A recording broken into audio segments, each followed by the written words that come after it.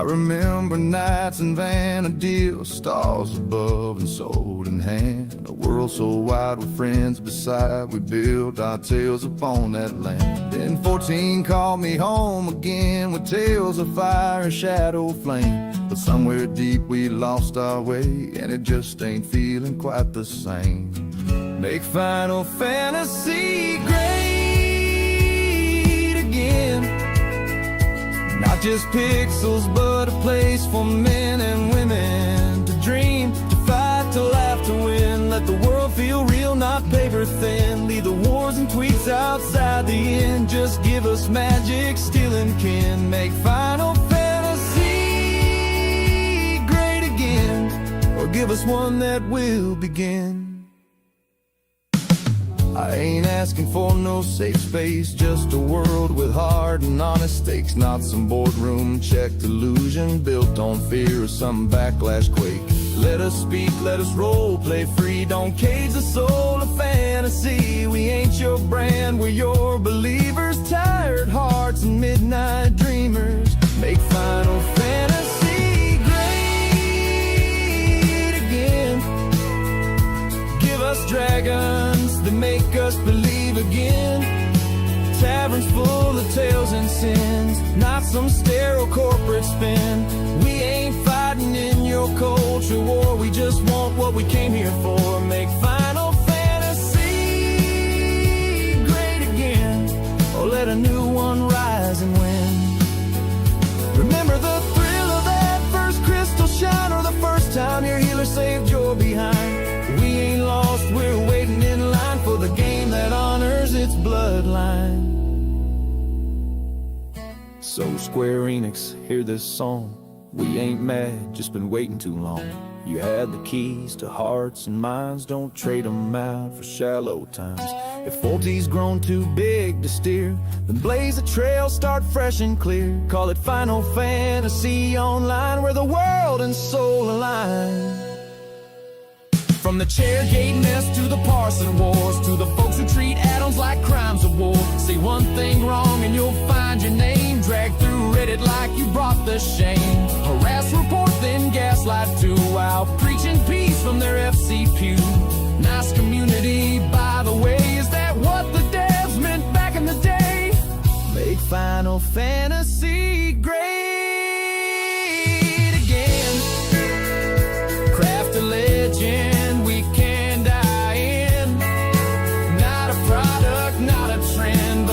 where soul and sword transcend. You've got the gift, don't play pretend. Just find the fire and let it send. Make Final Fantasy great again. What's up, everybody? Would have been. Hello, everyone, and welcome to the stream. My name is Brian. We're playing another version, apparently, of the song. Welcome in, everybody. I'm so glad you're here. Today, we're diving back into Vana'diel. We've been doing this every Saturday morning, either Final Fantasy XI or some No Rest for the Wicked. Today, we're kicking back, relaxing, seeing what we can get done. I think on the last stream, I was looking for where I needed to go with the quest. Been playing a little bit more offline, and we're going to continue that adventure today. Now, see a couple people already in chat with O. Clark and Sir Rule. Thank you guys for being here bright and early. I know that it's early, and I think the number one comment we'll see is like, oh man, I would have loved to hang out and stuff like that. Everybody's welcome. The Discord lines are open. But I do get that it's super early. Why is it super early? Well, this is the only uninterrupted time that I probably get in my my week. The gym is not open. The kids are asleep. That is the perfect recipe for a dad to find some time to play some MMORPGs and dive into some really awesome video games. Now, regarding the song, Make Final Fantasy Great Again, you can check that out at Ginger Prime Music. That song is written by myself with the help of Sono to help provide the lyrics and more. Looks like my alarm's going off. It's time to be up, Brian. It's time to play some games. That's what my alarm is saying. But all that being said, guys, it's Saturday morning. I'm going to dive in. You're welcome to come hang out with me. We'll turn up the in-game audio and get that music going. I've been working on all the different fades. Been working on my setup and more. Looks like O. Clark is actually here with me. Welcome in, dude. Happy Saturday, man. All right. Saturday. Happy Saturday. Do you normally get up this hour? Like, because I was up the entire night. I haven't go to sleep. Dude, everything okay? Yeah, I'm great. Yeah. Okay. Insomnia. Oh man, dude. So the trick for me with like struggling with sleep sometimes, and like there's been a handful of times where this hasn't done the trick, but literally I sit down and I pray a rosary. And I think last night I was struggling going to sleep, and I was like, I want to get up early. I want to play some games. I need to get to sleep, Brian. And I think I made it to the second mystery, and then I was out. It's like, all right, I'm done. I was up playing Throne and Liberty. Dude, how are you liking Throne? Like, there was some really fun things about that game. I'm a long time Lineage 2 player. I've been playing. Oh yeah. So when my friend was trying to get me into, like, I've been having a bombardment of all my friends trying to get me into different games. I have one friend trying to get me to play RuneScape, one trying to get me to play some RO2, and another one trying to, you should play BDO, and then I had another friend trying to play some old revived Marvel MMO that was on the console back in the days. Okay. Like, yeah. I'm like, I can't get on all these games. I tried the RO2 with my friend. I played with him for like 2 hours, and in 2 hours it was from 1 to level 4. I was like, I'm not playing this. Dude, like you highlight, there's so many I think really good games. I feel a bunch of them are like old. Like I'm sitting down playing and just enjoying my time in 11. And I was thinking about it because it's like I was talking with my brother last night. So he came over to pick up his dog because they were on vacation. So we were taking care of his retriever, and great dog. But my goodness, you have to hide the stuffies. Like, that is a stuffy hound.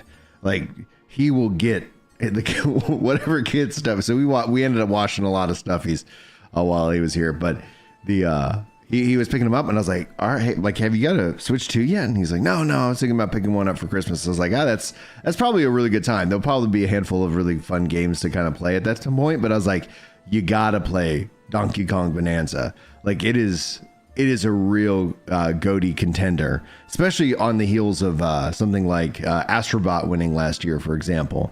And I was like, okay, cool. And then I was like, so right now, like, Game of the Year contenders for me, because I couldn't put No Rest for the Wicked into that category because it's not yet finished. But outside of No Rest for the Wicked, it's Expedition 33 and Bonanza for me so far. And I'm sure there's another game out there that, somebody else probably has. I don't know if you have any additional Game of the Year contenders, but the point being is, like, I think that there's really good, awesome games to play, and they come out, at least in my mind, as frequently as they did when I was a kid. So roughly speaking, maybe I play a handful of new games a year, and then mostly I spend my time in like an old game in this regard. And that's, for the kids, it's Minecraft, and for dad, it's Final Fantasy 11. I used to play Final Fantasy 11. I have this. Someone just said I wasn't very hard. I was hard to hear, so I kind of turned my. Oh yeah, crank that mic up. I cranked it up a little bit. You got that deep resonance, like, and I like it. I was thinking, it makes me want to be like, "What's up, man?" Yeah. Someone says I sound like the Allstate guy. So, are you in good hands? Yeah, are you in good hands? Yeah, there we go. 11. I played 11 a while ago. I enjoyed being a Taro. I was in like a little cutie Taro. It'll be hilarious because you see me as when you go in the chat with me and I'm playing, you're like, you're a Taro. You think it's probably like some little cute boy or somebody or a cute girl, and you're like, no, it's me. What's happening, buddy? So that you have the same philosophy as my wife, who's a short white Irish girl, and one of the jokes that I use like in my routine is like, and for those of you who don't know what a short Irish girl is, it means I have the darkest complexion in my house. So she, when she was like, her online persona was like, I want to be the exact opposite of what I am. So she makes herself usually a tall black guy. It's beautiful. As far as Game of the Year, though, yeah. I was my friend was trying to get me into RuneScape, and I've heard that there's a lot of players they have like this tiredness of like the MMO RPG, because that's why I've been looking for a MMO home. Yeah. You know, I'm trying to find a home right now. Dude, I feel like as MMO players, the majority of us are just nomads.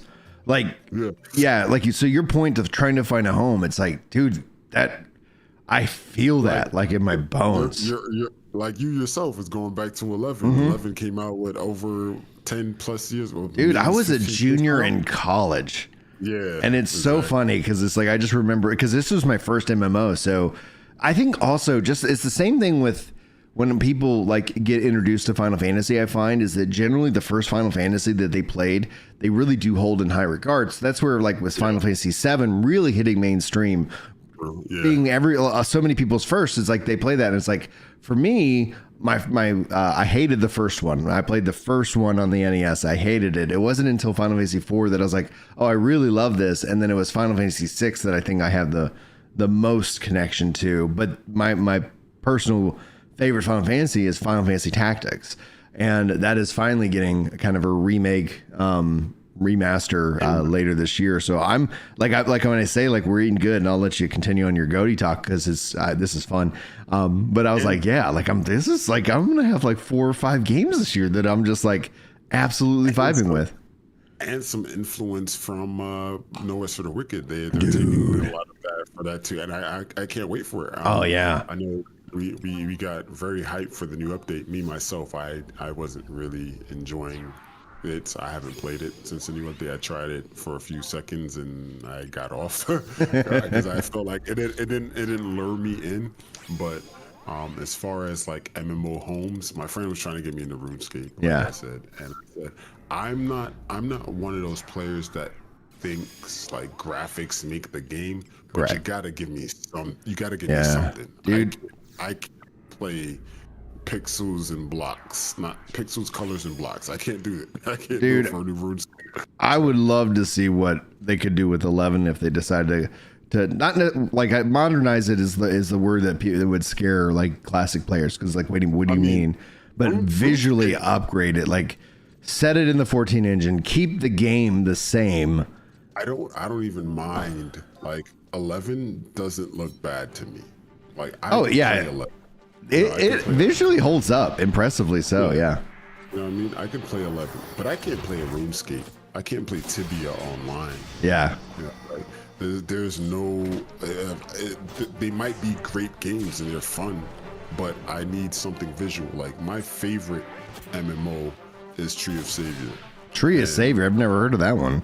You never heard of it, but if you ever look at it, it's like it was a successor to Ragnarok. Okay. And Tree of Savior it's a 3D game, but they made it look 2D, and it's still in that isometric camera angle, and they have a crazy class system, but money and greed kind of destroys the game. And, you know, that's, of course, and especially when you're free, and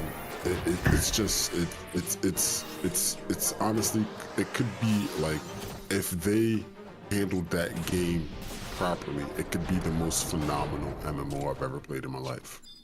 I can guarantee you that, because like I heard the same or something similar to what is it, like starts I believe with an A, and it was money and what's up? Is it Albion? Albion. No, not Albion. It was when people talk about Ashes of Creation, they say that it's heavily inspired by that. You know, this game I'm thinking of, and I cannot remember. Yeah, I never played Ashes of Creation. I haven't. Every time I've sat down to try and play, like I can't, because it's still in like its alpha 2 phase. So I'm like, I've been wanting to check it out. I put a lot of money to be able to check it out, and it's like, then you have like games like PAX Day and dude, New World. I actually really like both of those. Like I know they push out a lot of updates on the PAX Day side of things. I was like, oh man, I need to go see everything that they've done. Honestly, I wasn't playing MMOs for a while. I was playing Tree of Savior. I'll play it just because. I just Tree of Savior has like over 90 classes, So that the structure of the game is you have a base class. There's 5 base classes. You have like swordsman, Yeah. wizard, cleric, scout, archer, right? And then they have other branches and you can like make the combination. But what they do in the game is they've they've literally pushed any other new classes that they come out with. Those are the strongest classes, and then they put it behind like a gotcha cube. Okay. So, you can't even buy the class. You can't do a quest for it. You gotta gotcha cube it. But then if you spend like $200, you're guaranteed to get it. You know what I mean? Like, that's ridiculous. But it's just the concept of like, so many combinations. You have your base class and you can pick 3 of any of the classes in that tree line.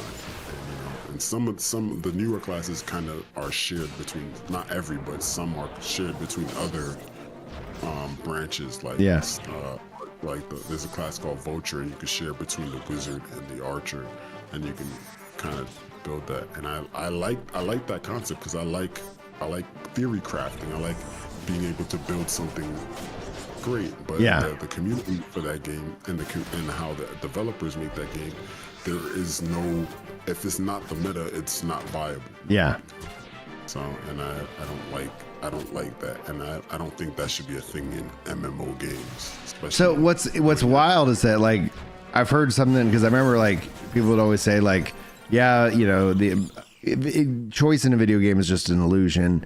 But then it's like, I think to actually Final Fantasy 11, it's like, yeah, maybe like there for sure is like what people believe to be the meta. But I when I look at how this game has always evolved, like it has always, the meta has always been so fluid. So it's like 1 week it's this, the next week it's this. And so, but it changes because there's just so much complexity to the point where from a community perspective, it's like, yeah, you could be doing a little bit better, but it's like to do so, like the requirements are like so absurd, so that it's not like, oh man, you just need to press these buttons in a different order. It's oh, okay, like you're playing this subclass, and like it's so much complexity that the meta still is constantly always kind of in this kind of weird flux state, because it's like, yeah, that works until like somebody goes and does something different, and then it's like, oh crap, that's so much better. You're like, all right, and then they make a change, and it's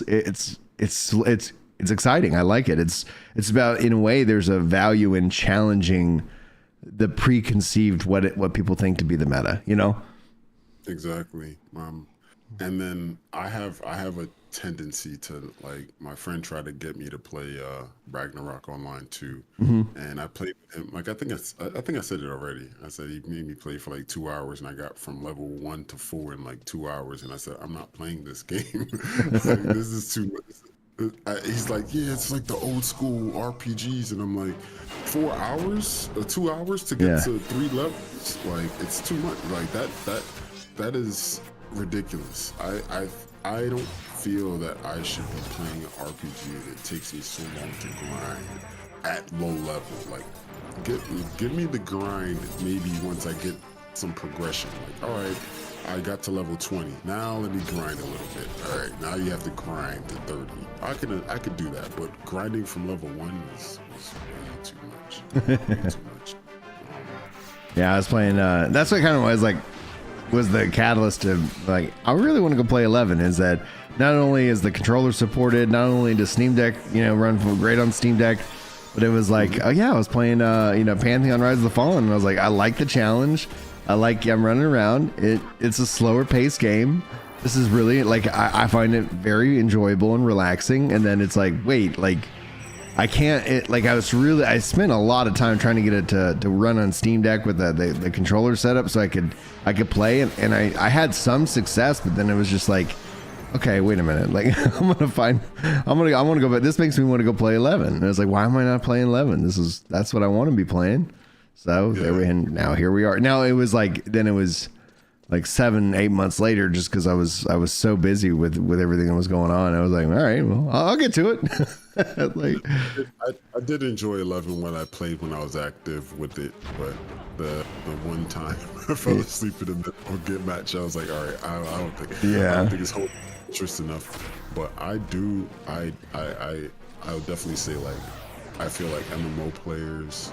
I had a friend trying to get me to play what's this game? The Last Ascendant, and What's that? like That sounds familiar. Yeah, it's like it reminds me of Destiny, pretty much, but it's in third person. And I said, Oh yeah, that's the shooter one. yeah, the shooter. And I was like, I don't really want to play that level of RPG. I mean, yes, it has the RPG elements, but it's a looter. This also got like the sexy booties and stuff like that, like that. At least that I see like people posting online, like. Yeah. Okay. I didn't find that interesting at all. Like, I played Borderlands. I loved Borderlands. Borderlands 2 is probably one of my favorite games. See, Borderlands 2 was phenomenal. I was frustrated by Borderlands 3 that I just didn't even. I was like, all right, I got it. Like, I ended up returning it and then got it like on super discount and have like maybe played like 5 minutes, 10 minutes of it.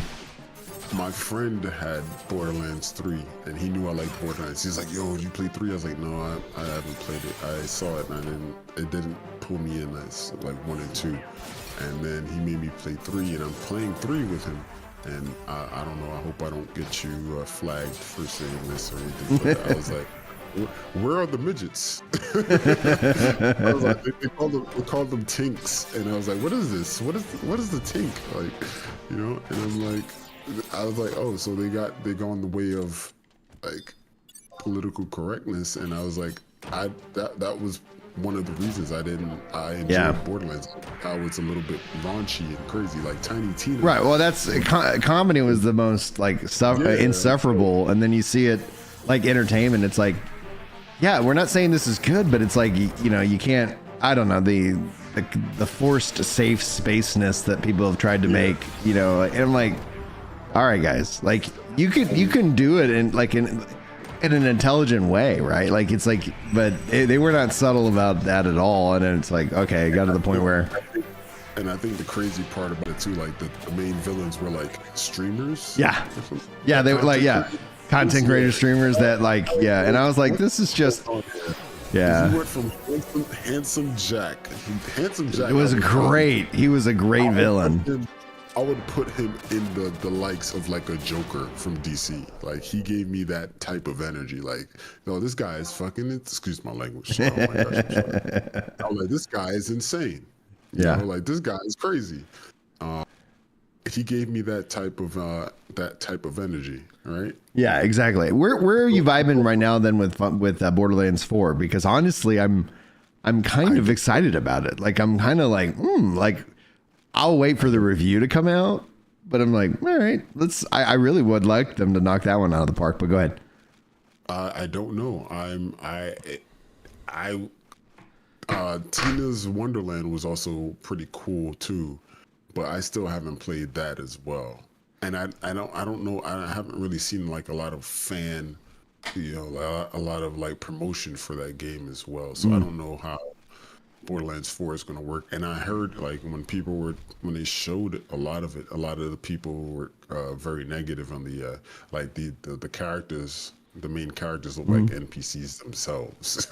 So I was like, I could kind of see that when they said it, and I was like, with Borderlands 3 and even with Tiny Tina's Wonderland, like I think they just kind of came out in an era where it's like, yeah, Destiny was so dominant. Like it's like if you're not going to give me this Destiny experience, which when Destiny was originally coming out, people were like, it's like Halo plus Borderlands. We're like, okay, that sounds cool. And then it's like, it just kept going. It's like, this is kind of like an MMO in a way. And then, continue to invest in that aspect. And so then I think essentially there has been a gaming subscription fatigue, like a gas service game fatigue. And so we've seen a bigger push back into like more, like meaty RPGs, like with the likes of Baldur's Gate 3, and then you have like even the Oblivion remake, for example. So we've seen, I think, these really great RPGs come out that it's like, oh, okay, I'm gonna go play that. And then we've seen less and less games as service, and we've seen the new ones outside like Helldivers. There's like basically games as service launches. It's a massive gamble. If it hits, it's great for the company. Otherwise, it's like it's a real big risk. And so Helldivers 2, I think, is the is just this exciting moment because it also does something different. that you don't, that I don't really get from other games. I was like, you get that friendly fire back in, in games. It's like, yeah, you can go out down to the planet and wipe yourself out. And it's just like, all right, let's keep going. Let's go one more time. Start your trooper style. And then, which was a lot of fun, but yeah, like I'm wondering if from the gaming subscription fatigue aspect, if that ends up helping Borderlands 4 out, where it's like, yeah, it's a game. It's you don't have to log in every week. You just play it until you're tired of playing it. It's like, oh, that actually sounds appealing and it sounds inviting. That's definitely a thing for sure. I would say, like, when it comes to not that guy. That guy killed me last time. The other games, I would say, what was saying, the Helldivers was definitely a big popular one for sure. I like it. I want to play more of it, and I was like, I'd play that with my kids. I never indulged in it because I'm very, like, I played Destiny. Yeah. I played Borderlands, and Helldivers. I'm also very anti-popular game. Honestly, it is a good place to be in when it's like, all right, yeah, like that's the thing, like from a content creator perspective, it's like I can't, like, people like you just made this video for the views. It's like no, like if I make something on something, it's because I really wanted to talk about it, because I don't have the energy to trend chase. Like all it is when a video goes wide, I hit a trend on accident because I was just interested in the subject. It's like, all right. Yeah. I have a friend who's been playing Call of Duty pretty much since we were kids, and he still plays it today. Like, I text him today, he's playing Call of Duty, but like certain games came out, he's like, dude, did you try Helldivers? And I'm like, you play Call of Duty only, and you tried Helldivers, so I'm pretty sure it's very close. Or I just, like, I'm not gonna take. You don't venture out into other games, or you only play one. Yeah. So I didn't really care to. And then when what was the other game? The Pokemon. Pal World. We play a lot of Pal World in this house. Pal World came out. He was like, "Yo, you got to play Pal World. Pal World's great." And I was just like, and everyone was talking about Pal World, and the thing that made me avoid Power World was the fact that there were guns in the Pokemon game. That's what it was for me. It was kind of like how when people were, I hope I'm not getting too out of adult range here, but like when Game of Thrones was a big popular thing, and I'm a big Lord of the Rings fan. Oh, Lord of the Rings. They were telling me about Game of Thrones. He's like, it's like Lord of the Rings, but it's a little bit more adult. And I was like, I don't need any adult in my Lord of the Rings. Dude, Lord of the Rings is goated over, like, it's good already. I don't need anything else. Well, it's a really good, interesting contrast, because it's like, like, you're like, oh yeah, okay, this is like, yeah, they're like this kind of adult tale. And it's like, there's some interesting, for sure, characters, but like it leans so heavily into that like adult nature that it ends up just like, I'm like, all right, like I don't need to show like that. Like I just want, like I need the adventure and the mystical and the lore, and that's it. Yeah. That's fine. Well, and Lord of the Rings for me is like, as a Catholic, like Lord of the Rings is such a Catholic story that it's that like I'm a little bit biased for sure, because it's like, yeah, let's go. Like the Aragon, I loved Aragon so much, and then I found out what the term Aragon means, and I was like, oh wow, and it kind of made that it kind of brought to that in the end in Return of the King, and I was like, oh man, it's a great story. And then like the other spin-offs weren't as great, but it still scratched that itch enough for me, Yeah. And I'm also a fan of Star Wars too, and Star Wars doesn't really have any like adult themes in it. And, like I like the purity of it. I don't think like a story doesn't need adult themes to make it better. If the story's good, the story's good. Right. When the story's pure and it's not about, Leia and we found out Leia and Luke were brother and sister, but Luke liked Leia, but he didn't know that was a sister, and then it was a little awkward moment, and we're like, oh, okay, and then you find out, and he kind of like kept it moving, but you know, like it's good. I would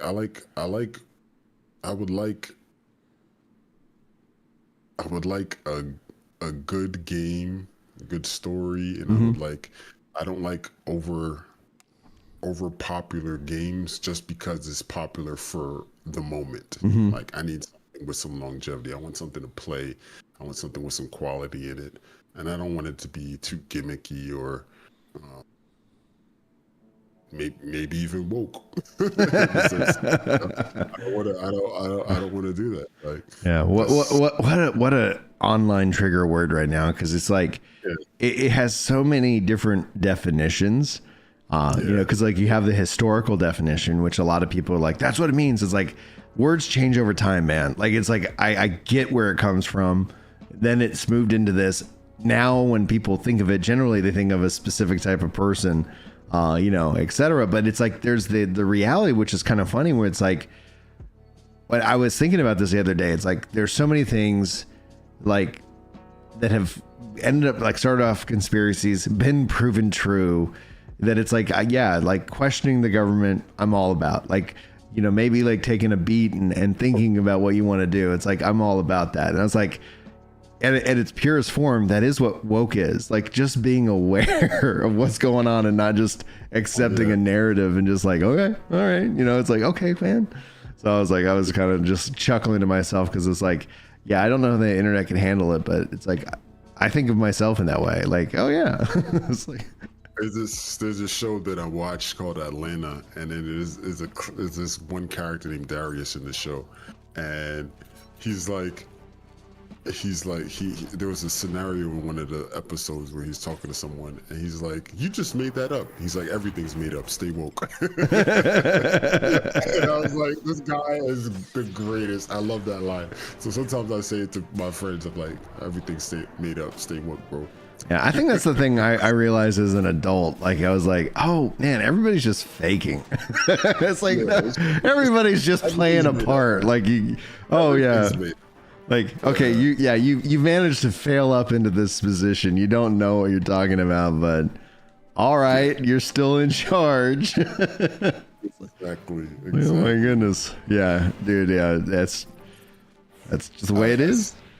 I heard that quote, and I was like, I'm keeping that in my arsenal for the rest of my life. Everything's made up. Stay woke. Everything's made up. Stay woke. That's funny. That's by the guy? Yeah. I was like, his name is like, why am I drawing like? Thank you. Yes, he awesome actor. Yeah. I've seen his stand up. Like I'm a big fan, especially like since Community. But he was also like a writer on 30 Rock. So it's just like, yeah, dude, like you go. Yeah, I listened to all his mixtapes. I love him as an artist.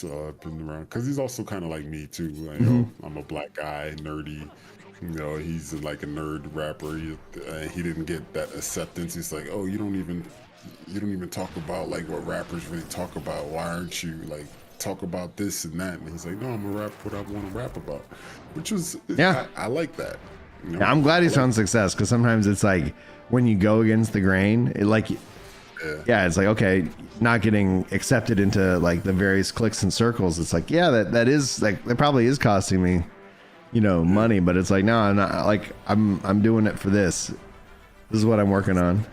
Art and the love of what you want to do. You're loving your craft, right? It's just like how when you make your videos, you don't want to just make the most popular videos so you can get views. Dude, it ends up being way more like when a video goes wide, like it's just a little bit more like, I don't get to then have, I think, really cool, interesting conversations, because you just kind of get that embittered gamer that's just pissed off about everything, and you're like, all right, man, like, yeah, video game prices have gone up, which sucks. I feel you.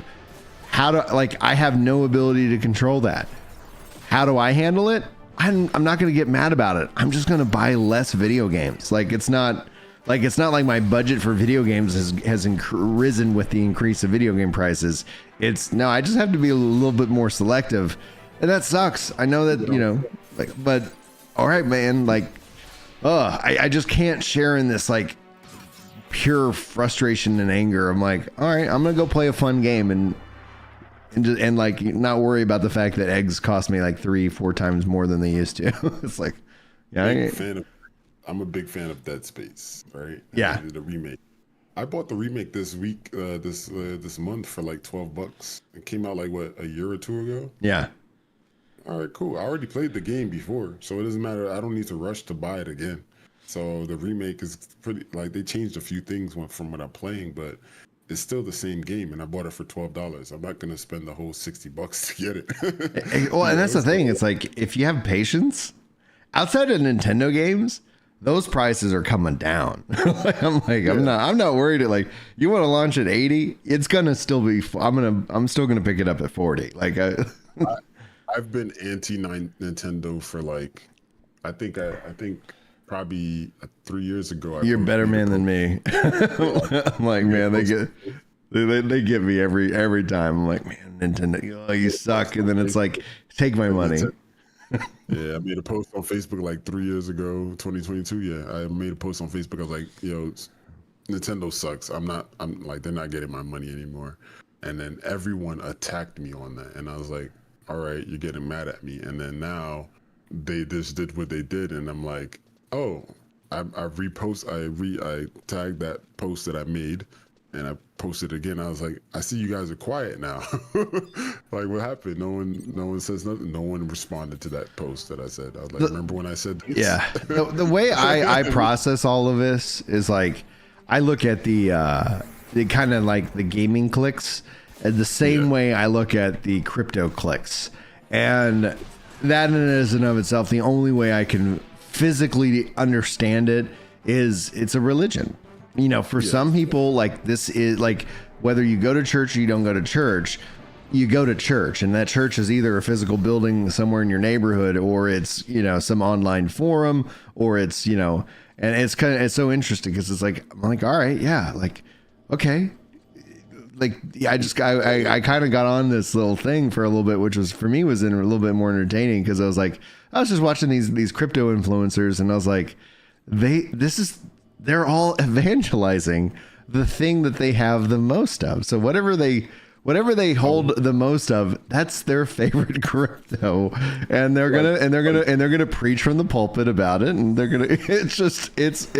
It's for me. I'm like, I'm entertained. See you, Sir Rule. Thanks so much for being here. And Solemn, how's it going, buddy? Yeah. Anyway, I would say it's become like the like, when they said, like, at your job, don't talk about sports or politics. Now you can add, like, don't talk about game companies or game franchises or cryptocurrency. See, now I think that line or that idea, like, oh, and you shouldn't talk about these things in polite company, or it's like, I think that's what's kind of led to the problem. I think we've kind of tried to, like, people have gotten used to be like, all right, I don't have to have my ideas challenged whatsoever. I can just swipe up to the next thing. And it's like, yeah, it's because, like, in the real world, it's like, oh, if someone's actively trying to be an asshole, fine, like, that guy sucks. But it's like, if you approach the conversation from a point of curiosity and just trying to, like, understand the person better, like, yeah, those are the conversations we need to be having. Yeah, you need to have tough conversations. Sometimes not everyone's going to agree with you. And the problem is, I feel that is like, people in our current state of society is like, they identify so much with what they believe in, and that if you don't believe in it too, it feels that it's like a negative, you're against them. And it's like, no, I have no animosity to you. I was just like, I don't believe what you believe, but it doesn't make me hate you. I don't like you. I don't dislike you. I mean, you know what I mean? Yeah, dude, I feel you. Yeah, and that's the problem, because I can, like, I have people who don't agree with me now who are friends, and I'm still cool with them. And I'm that's what gaming has always been, from my view, is like, it's a universal language that we all can speak, and it actually is, like, I think is a very healthy thing, because it's like, yeah, like, all right, we might not agree, okay, no big deal, like, we gotta go beat this dragon, let's go. Hey, what's going on? Good morning, Mr. Worldwide. How you doing today, sir? Good morning. Oil spill. Like you mentioned earlier, Final Fantasy IV, right? Yeah. I never played. For me, I was against any RPG that was on a menu, like turn-based RPGs. If it wasn't on Pokemon, I didn't want to play it. Yeah. I hated playing those type of games. I didn't like it at all because I felt like I'm on a whole console. Why do I have to be limited to a list and watching a screen and a list and attack? Yeah. Pokemon on the Game Boy, it was justified because it was a Game Boy. Yeah. You're like, all right, well, limitations. Limitations and stuff. And I wasn't even thinking of just limitations. I just felt it worked well. It was the proper format, you know? I didn't know the idea, I didn't have the idea or the knowledge of like game limitations. Yeah. Like that at the point, but I just felt like it felt right on the Game Boy versus me on my TV, and I can play either a Metal Gear Solid or I was a big Dreamcast fan and I'm playing Power Stone and I'm playing Phantasy Star Online and all those other games, and I'm able to be active in the game and be a participant. And then you're telling me to play like a Final Fantasy that I could get the same experience on my Game Boy. It made me very like, I'm not playing that type of game. I don't want to play it. Yeah. All my friends played it, but I was just never a big fan of it.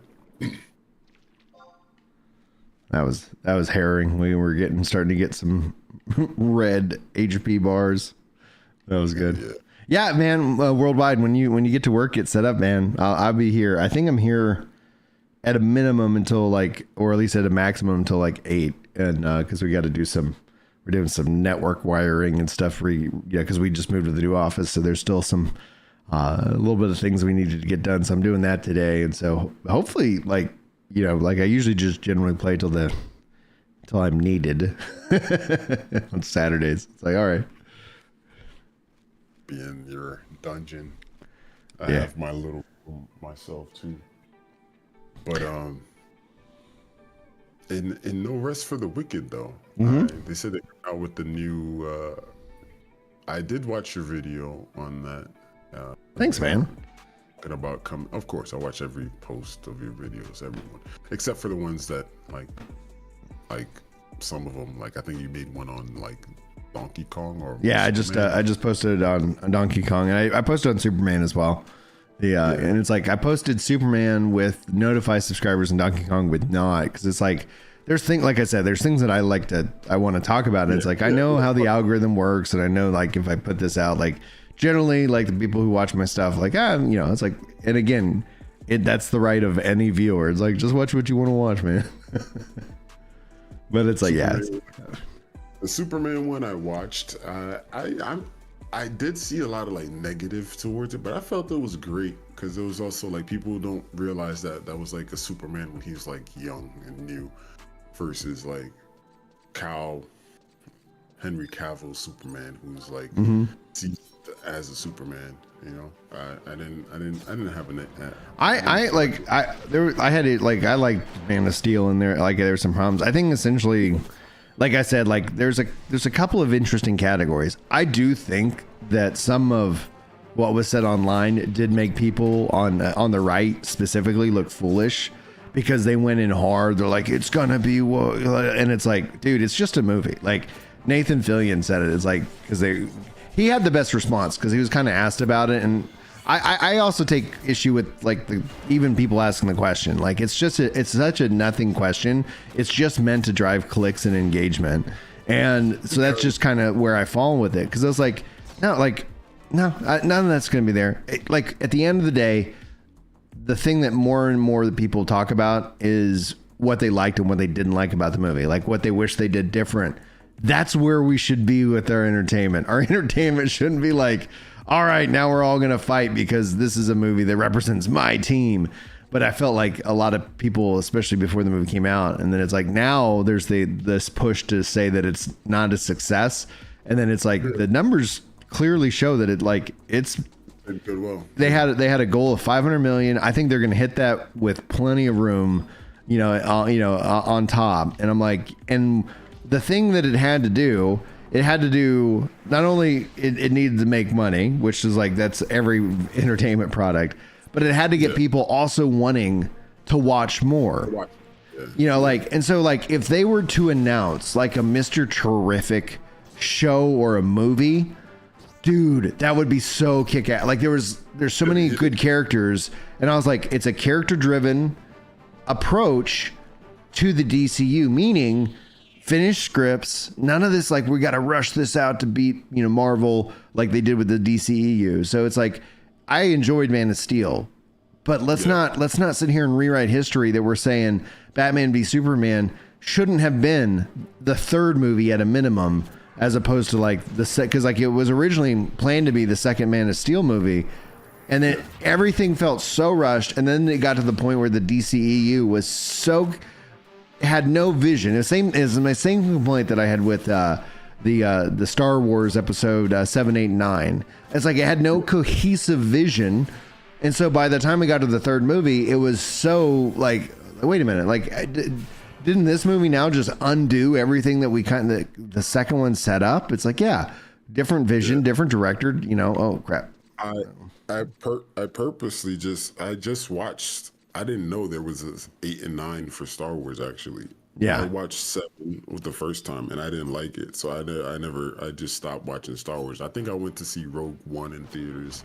And I thought Rogue One was interesting. I thought Rogue One was good, but then I seen I was home and then I was looking online and I was like, oh, they made other movies. I thought they stopped like. Yeah, I think I got the dog barking at me. I can hear you though. Continue. Yeah, I thought they stopped at 7. I thought that was like because I didn't like it, and I thought it was, and I didn't hear a lot of people that enjoyed it. So I thought they just stopped the movies, and then I watched them, but I didn't have any idea or concept of what was going to go on in the other movies. And then I seen Emperor Palpatine again. I'm like, oh, this guy is still alive. Yeah, so I was like, what in the world's going on? But I wish they did episode 9 a little bit better. Like I would have enjoyed for them to do episode 9. I hope I'm not spoiling anything. Nah, dude. Anybody. Somehow Palpatine returned. Like, yeah. Oh. And I found it interesting that the you know, Rey was his granddaughter. So I was like, all right, that's interesting. But the fact that they could have done so much with that, right? Yeah.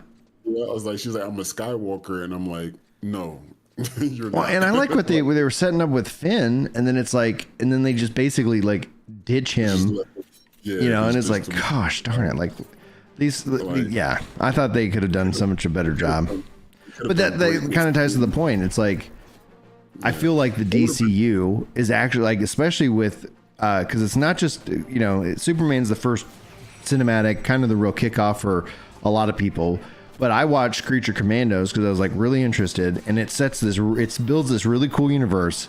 So it's like and the nice thing is you don't like, so far you don't have to watch Creature Commandos to enjoy Superman, and if they can maintain that balance to where it's like, yeah, this is just a movie, this is like, we're focusing on telling a good story with interesting characters, and then if you end up watching any of the other connected universe stuff, it's just going to add more value to you, but it isn't required to be like, oh man, like if you don't go and like watch, you know, Lanterns and etc. So it's like this year we've got also Peacemaker, which season 2, which after I watched the Creature Commandos, it canonized a good portion of Peacemaker. So I was like, oh, because originally I was like, I'm not going to watch Peacemaker. The DCEU is dead and gone. Like this is, I'm not going to waste my time. I'm done with that universe. Let's reboot it. Let's, you know, they really need to, you know, put a lot of effort into it, and I'll come back. Cause it's like Superman for me is like, I love Superman. I've always enjoyed, the character. I've always enjoyed like his stories, especially like in cartoon form, Superman and Batman, big part of my life, especially with the like Warner Brothers animations. I've always felt like I've done. Yeah. Their animations. Like the print, like they were the print, like, yeah, dude, like why can't y'all just do that? Same thing with Sony and like Into the Spider-Verse. Like it's like, y'all, this is great.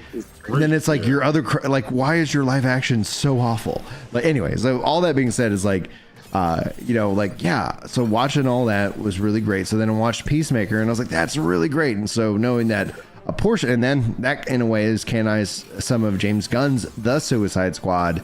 So I was like, there are, like, yeah, it's not 100%, but it's like maybe 90% of the thing. And I was like, cool. Like, you know, it's, you know, yeah, it's just like great. Like, this is a universe that I want to spend time in. So I'm going to watch Peacemaker season 2 as it rolls out, because I'm curious. And then Lanterns next year and Supergirl. And it's like, yeah, as long as it's not like they don't rush projects. They take their time, wait till the finished scripts are there, you know, that they're happy with the product. And it's like, it's not like every movie is going to be a 10 out of a 10, but it's like, dude, if they hit an 8 out of 10, that's a 500% like improvement across and like the DCEU inconsistency. My problem with, I always said it with DC, like they rely too much on Batman. Right. He's the most their most popular character. Yeah, he's the most popular, and it's cool. But we had enough Batman movies. You know what I mean? Like make him a secondary character. Maybe make him like do Green Lantern, and you have maybe Batman show up somewhere or something like that. Or yeah. Even like I would love to see Batman Beyond. Put Terry McGinnis on the map. Like that would have been like, you know, an interesting thing. Great. Batman Beyond, man. And how they actually, did you watch all of like the Batman Beyond stuff, and then like it was some of the Justice League movie animated stuff? Yeah. So you know how his story, like the fact that they also brought in Batman Beyond into like was so exciting, and how they handled that. Like I was like, dude, this is great. Like I did not expect to have a Batman Beyond continuation story and Justice League Unlimited or whatever. You know, I would love to see Terry McGinnis be, because Bruce is still part of the story. Yeah. Everyone knows Bruce. We know his story. But he's so bitter. Yeah, he's so bitter. He's old, and it would be great to see him in that light. And then you have someone else who's taking on the mantle for him, and it's like, and even though maybe I don't think Terry McGinnis really works with Superman and all those other characters, it'll still be cool to see maybe if because the DCU. These movies don't really follow the comic books, you know, word for word. They kind of twist off a little bit. It'll be great. Like I enjoyed the Robert Pattinson a little bit, dude. Yeah, his movie was great, and so I'm glad they finally finished the script for the second one, and so that's still though 2027 before that comes out, and then so it's going to be interesting to see how the DCU actually does handle Batman, because you do have the Batman as his Elseworlds kind of tale, and it's like cool. So like our audience is going to get like, there's a real risk that audiences are going to be a little bit confused on like, wait a minute, like this isn't I just saw the Batman movie last year. It's like, no, this is a new Batman movie. But this one's in the DCU. It's like, it's going to be neat to see how that gets handled. I'm personally, you know, the actor who plays Reacher. Have you seen the show? Oh, dude, I'm personally hoping that I forgot his name. Oh, dude, I cannot recall his name right now off the top of my head, but I'm fan casting that guy, Alan Rickman. Yes, oh, dude, because like what he would bring to like the role would be that almost in a way that animated cartoon Batman of just like this, just a physical presence, just a 6'5" beast.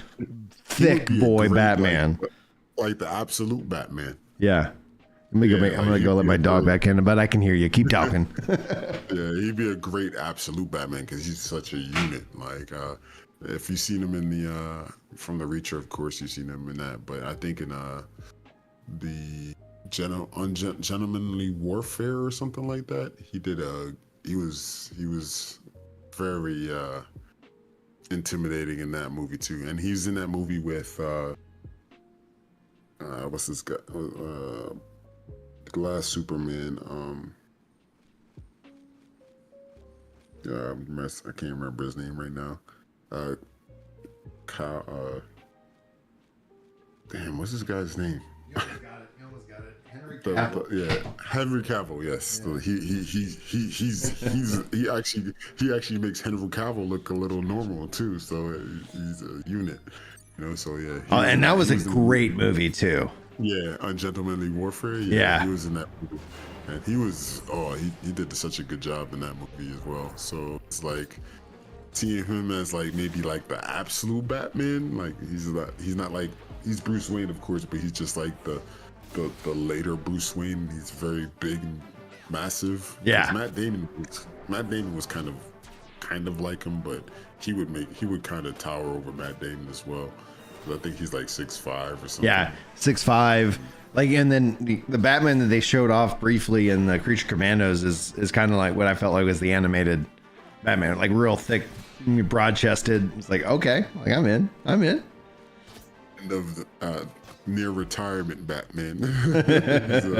Well, and that's what he kind of set up for the story, at least from the announcement. So if they were able to have a script that really works for it with Brave and the Bold, like it's like, okay, yeah, he's got Damian, Damian's this like assassin, thing, and he's trying to like, be a dad at the same time, and he's like, okay, this is like, that could be like the Bat family could be really interesting to add on to this thing. I really hope that, again, like they take their time. I hope we get another Superman, like an actual Superman sequel.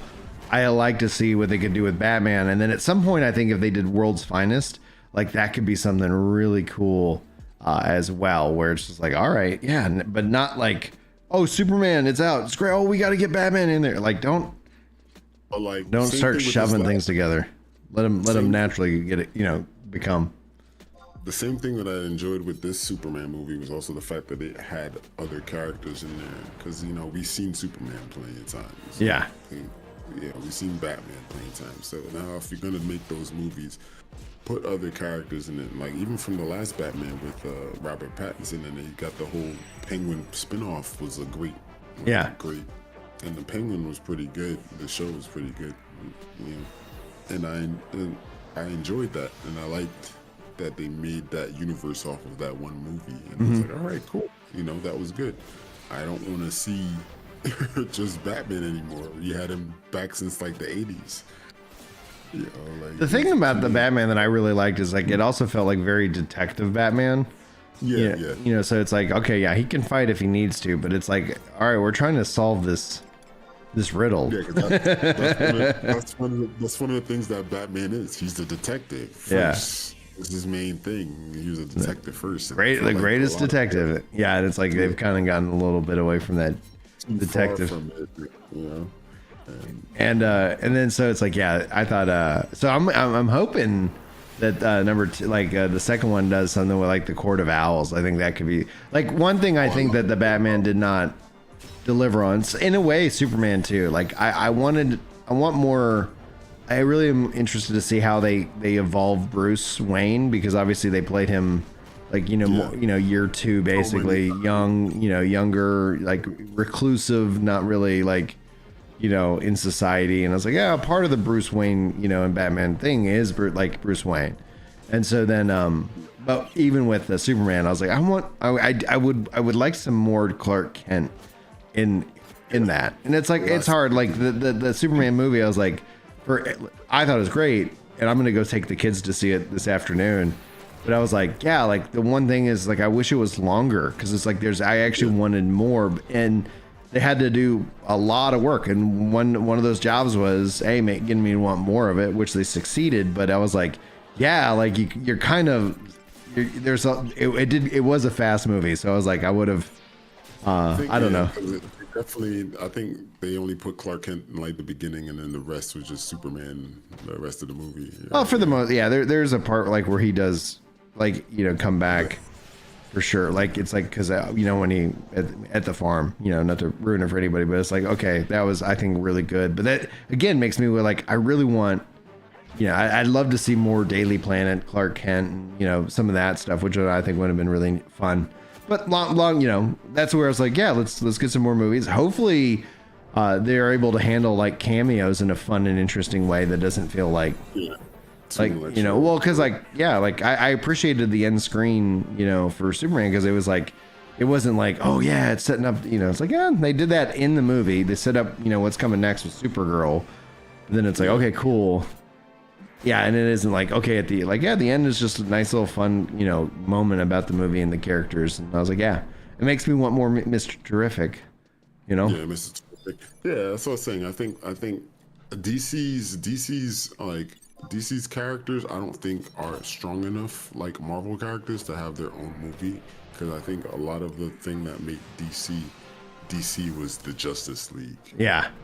That whole team up, and that kind of defines it, because it kind of like solidifies everyone's weaknesses and differences amongst each other, because Batman didn't really like Superman, but then he's also ended up working with him, and he's very reclusive, but he's on a team. He's not like Robert Downey Jr. as Iron Man. Yeah. Iron Man could definitely hold himself up in his own movie, which proved it.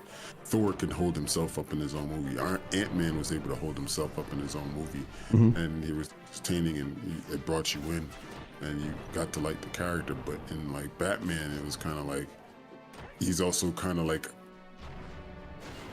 I would say he's also kind of not anti, but like he doesn't pull you in as a viewer as well, because he's kind of a little bit plain, a little bit, because he's reclusive and stuff. So that reclusiveness kind of reflects in the screen too. Like he doesn't really lure you in. Like Robert Downey Jr., you're like, oh, this guy's a jerk at one point, but it's like, oh, I like him though. He's funny. He's interesting, you know. Absolutely. And he's very witty, snappy, and witty and stuff like that. And then, when Endgame happened, you were like, oh wow, it was well, and that was like an effort, like a massive effort over years, where they let these movies be that continue to move the bigger plot forward, even as they were kind of figuring it out. And then it's like, I think that's where the multiverse saga, I'm just like, let's get to the next thing. Like, let's just put this, whatever we're building up to, Secret Wars, and then let's put that to bed, and then let's let them, do whatever. Right. Well, because it's like, yeah, I want to see more Marvel, but I want to see really good. And I enjoyed Thunderbolts. I thought like Thunderbolts is a good example of them going, yeah, let's focus it on quality over quantity and tell character driven, fun stories. Yes, these are happen to be superheroes. Okay, great. But like, that's the thing, like with Captain America 2, The Winter Soldier, like that was kind of a 1970s spy thriller. And I was like, oh, okay, yeah, like you can have movie genres, and then you're like, how do these characters work in the genre? And that's one of the things that's also the most interesting about the DCU, is that they're making Clayface, and I was like, are they gonna make that like a horror movie? Like it's like, and they could, and it's like, yeah, but it's still in the DCU. Interesting. Like if this gives them the ability to make interesting movies, tell interesting stories, and there happens to be a connective thread, great. Like just make good movies. People will show up for good movies. I believe. We'll see. I think the problem is where the adaptations between the two aren't like, Marvel was able to make those characters likable and enjoyable, but and I think they also had to, because they didn't have their X-Men or Spider-Man. Like their most popular characters were licensed out to other studios, and they couldn't. So it's like, okay, well, we got to go with these characters. Like, all right. So, and I think DC's been trying to emulate that, and it's not working for them for the most part. So like this movie definitely kind of, I guess, is kind of paving a way where they should go. Like don't let these characters be by themselves. Let them, like, give them that teamwork and that social connection for them to work and be in every movie. That's what kind of did it, because like Guy Gardner, like he did a good job in the movie too. Mr. Terrific was a big person in the movie too, and I feel like Mr. Terrific, I hear a lot of people talking more about Mr. Terrific and enjoyed Mr. Terrific than they did Superman himself. So that's to show, like, you need to have, for DC, they need to put those other characters and put them and make them a part of that, I guess, the movie community or the screenplay community for them. And that's what I feel that DC, James Gunn he's good at. Like he's really good at ensembles in that regards. And it's like, it was definitely a Superman story and a Superman movie, but I do appreciate that. Yeah, they allowed these other characters to have their moments, and I thought they did a great job with Mr. Terrific. I think ultimately it makes me want to see more, of that, and more like even like Lex and like, more Lois and more Jimmy. And I was like, yeah, like this is cool. Like this is fun. Let's go. And Yeah. go ahead. Go ahead. I was like, it's the same thing with like they did it. It was almost good with Black Adam. It was the same thing with Black Adam. They had the characters in it, but I felt like The Rock was just well, I'm not saying he doesn't act well because now he's doing a new role, but he's played himself a little bit too much in that role. Mm-hmm. So it kind of destroyed Black Adam. Like I didn't see Black Adam. I seen The Rock with a Black Adam costume on in that show, in that movie, and it kind of portrayed a little bit too much. But if Black Adam was a little bit more like, I felt like he played, like I said, it felt like he played more of the Rock role, the role Rock plays, and if he was a little bit more, I would say, diverse in his delivery, that movie would have been great too. Because the other characters... Yeah, the problem is that movie also had to make a lot of money, and it didn't. Yeah. And it's just like, okay. Yeah. And again, I think a part of it was like, if that was kind of a key aspect, and it's also, The Rock was setting up him and Superman, but like, Black Adam is a very Shazam natured character, so it's like, all right, like they kind of teased it in Shazam, but it was like, okay, if you don't... All right. I thought Shazam was fun. Shazam was very kid. It was fun, Yeah, well, and that's where I was like, I got hope for the DCEU. I was like, okay, cool. They're gonna get to this, like, yeah, everything doesn't have to be so grim and dark, etc. Yeah. And then it's like, yeah, like again, the universe didn't have a shepherd. It didn't know what, what it was trying to do. Yeah, they didn't know where they were going. Right. But I love Dr. Fate. I love all the other characters too. So if they had to set up themselves like in that way, like from the get, like it would have been. I think I would have enjoyed it more. So it's like, yeah. Honestly, I was so surprised to see Dr. Fate and Pierce Brosnan playing him, because I was like, my gosh, I grew up watching 007 when I was younger. That was my first 007, and I don't really see him a lot in movies anyway. And I saw him there, and I'm like, oh my gosh, it's Pierce Brosnan again. Like, oh, he's back for the grave, but he did a good job as Dr. Fate too. And then you're seeing the other, I don't know the DC's Giant Man, what his name was, but I forget. Yeah, see, like the characters too they were kind of forgettable. Outside of Dr. Fate and Hawkman, it was kind of like, who are these other two people? Yeah. Blue Beetle was by himself in that movie. It's like, well, and Blue Beetle apparently started off also as an HBO movie, like direct to streaming, and then it's like, oh, okay, we're gonna, it's like, yeah. But I heard they like the character. I was like, let's go. I saw it in IMAX, and I was like, I think I'm wasting my money here. Well, that's the thing. Yeah, it's like if you train audiences to that the movie's going to be out in streaming, then you're training them to be like, I'm just going to wait a month and I'll see it at home, because it is not cheap to go to the movies. Like, I think me taking the kids, it's like, I think we have the discounted, free online ticket, whatever, because we have like the movie club, and it's like, it was still $75. It's like, goodness, and maybe like we will need to start going to more Tuesday movies or something, where it's like, I don't know what happened to movies, man. I remember when movies would come out, it'll be like a year till they get to you able to see it at home. Now I think it was COVID, and it's like, so I think and then you have like great movies on Netflix, and so it's like, like I have a lot of it's the same thing with gaming. Like, I have a lot of entertainment options. Why should I go and invest money in your game? Not just money, but my time. So you got to do something different and or better or both, so that it's like, oh cool, I'll check it out. Like Helldivers 2 did it different, did it better, and I was like, yeah, that's fun. Donkey Kong Bonanza, yes, different, better, fun. The you know, Expedition 33, like, is what we've been wanting from a Final Fantasy for a long time. It felt very like, okay, why can't Final Fantasy do this? You know, and it felt, you know, very Lost Odyssey, which is just another great game.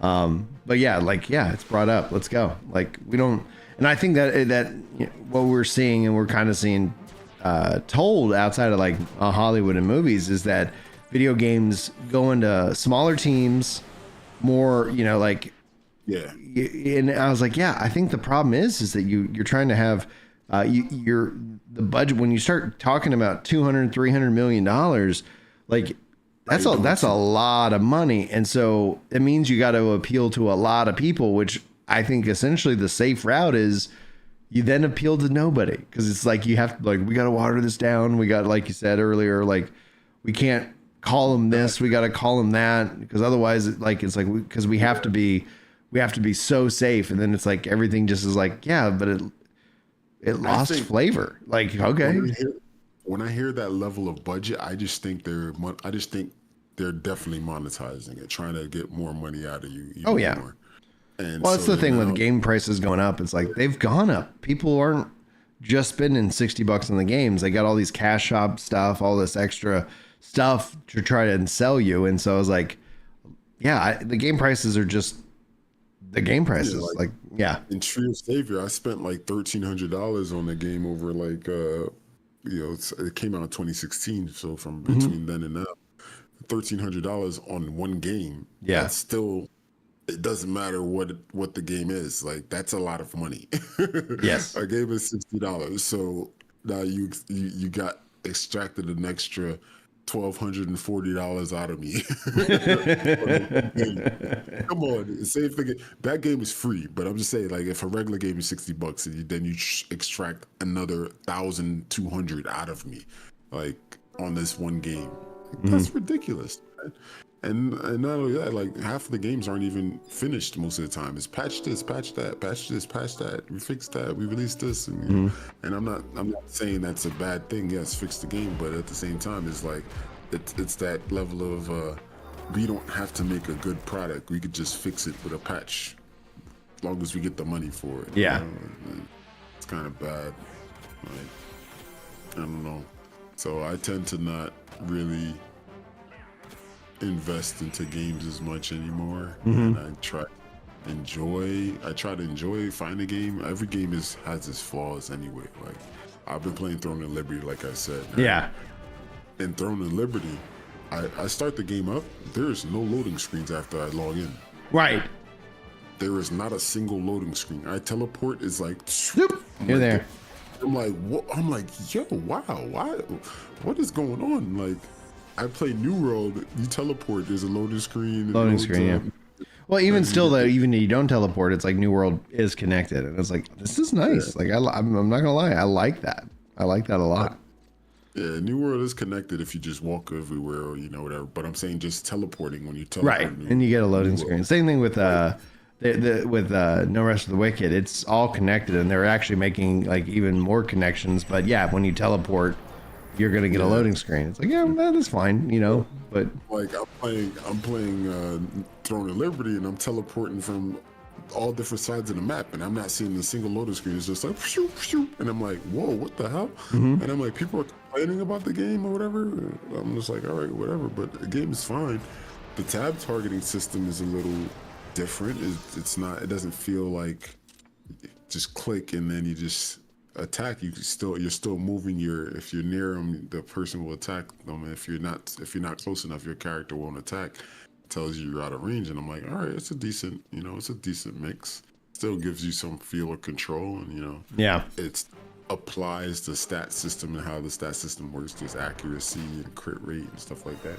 So, I mean, I don't know how long I'm going to stay there for now, but I'm enjoying it while I'm here. Yeah, that's what's important, really. Yeah, I've been playing for like maybe 3 days. I'm already level 32, you know, and max level is 55 or something like that. And it's decent, you know. I love how the weapon system and they have kind of like the New World weapon level system. Yeah.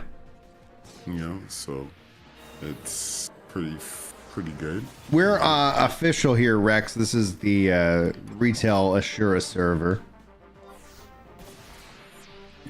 Yeah, I played a little bit on Horizon, and I thought that like the team that like put that together and updating it makes me like go, what the F, Square Enix? Like why do y'all struggle so much? Hire these people, team up with these people. Let's refresh a lot of this stuff, guys. That would, like, I think that would have been freaking sweet. But it's kind of like that the City of Heroes. Remember did you hear about that? Fan like recreated, right? Yeah. Yeah, that's the thing with stuff like why I really hope, because again, like any kind of regulation has a lot of risk because the government not necessarily good at all things, but yeah, the core aspect is like, yeah, if you're gonna shut down your game, give it over to your fans and let them figure it out. You know, it's like, as you don't have to sit here and run an online game until the heat death of the universe. You could literally just be like, all right, like, because when we see that, like with like people who are trying to get WildStar back up and running, but even with the Lord of the Rings, Warhammer Online. Like that was a fun game. I enjoyed it. I actually went and played on the private servers a couple years ago. Had a great time. I was like, yeah. Have you ever played Dauntless? No, I actually haven't. I remember a lot of people were kind of playing that. And did that shut down? Yeah, it shut down in May. If you talk about how bad of a change that they did to a game, they purposely killed that game. It was purposely killed. Well, if they weren't making money, it makes sense. They're like, all right, we got to cut our losses. They were making. I don't know if they were making money or not, but they sold to another company. And then it was some crypto company. Oh, dude. And then the crypto company that came in and stepped in and changed the thing. They changed how the game worked. They literally they pretty much reset everyone's account. And then the game was you build, you fight, you craft your weapons, stuff like that. So they gave everyone one weapon for each class, war, hammer, axe, sword, XYZ. And they gave one weapon, and then they made all the other weapons cash shop. Yeah, they were trying to farm people for money. Yeah, that's the one thing I have to say. I'm like when it comes down to like how I see the industry move, I was so glad to be wrong, because when they started, like all of these companies started talking about NFTs, I was just like, gosh darn it, they're gonna shove this down our throats like they did with microtransactions. And thankfully, like the gaming community, I think it was twofold. The gaming community was not interested, but then the game developers, like when if you design with that play to earn in mind, it's like your game sucks. It's like it's not even good. It's very bad. Yeah, most of them are like mobile garbage. Yeah. Yeah. I would think, like, say if New World had that, right? Yeah. If New World had that system, like with you can earn, like, now when you're mining, you can get some crypto, whatever it may be, and then you're doing that stuff, and then you sell stuff on the marketplace, and you can get it. It'll be fine. And then like you have a cap of how much you can get per day while you play, and then or maybe it might work. It might work. It's possible for it to work, but it's just, you just got to find that good medium. But if you make your whole game, right, you make your whole game based off of it, it ends up being garbage. Yeah, no, like, and that's the thing. It's like if you don't have a fun game, no one's gonna stick around through it. Like, dude, I'm making. It's like, no. Like Tree of Savior has this thing where they give you points for being online, right? Mm-hmm. Logging in and being online, and as long as you're online, you get points. But there's a lot of players that will just log in and just AFK and just collect the points. New World has that, disconnecting. If you're not on for a while, actually get disconnected. If they have a good medium between those two, that I could see that being a good crypto thing, right? Like, you're online, you're playing, you get points while you're playing, or whatever, NFT points or whatever it may be. You're playing, but you're not like, because I'll see some people in New World like running into a wall or a corner so they don't get disconnected. Yeah. But they have like a map, location coordinator to know that you're not just running into a wall, and they know you're actually active and playing. You're getting crypto and you're part of the community. Like that could be a thing. That could work. You're actually playing. You're active. Right, but just like with content creation, like there's like the human psychology behind it, because it's like when they were talking about play to earn, I was like, that's already content creation. You have people who feel in these games that they're falling behind, that they gotta oh man, like if I'm not constantly playing, I'm losing, and it's like you're gonna it's the same kind of concept. It's like if you put an XP potion in the game, even if all the numbers and everything, the balance was already set, and you're like, okay, we're not changing any of that with the XP potion. Human psychology is like, I bet they tuned it to where I want to buy that XP potion because it's so nice.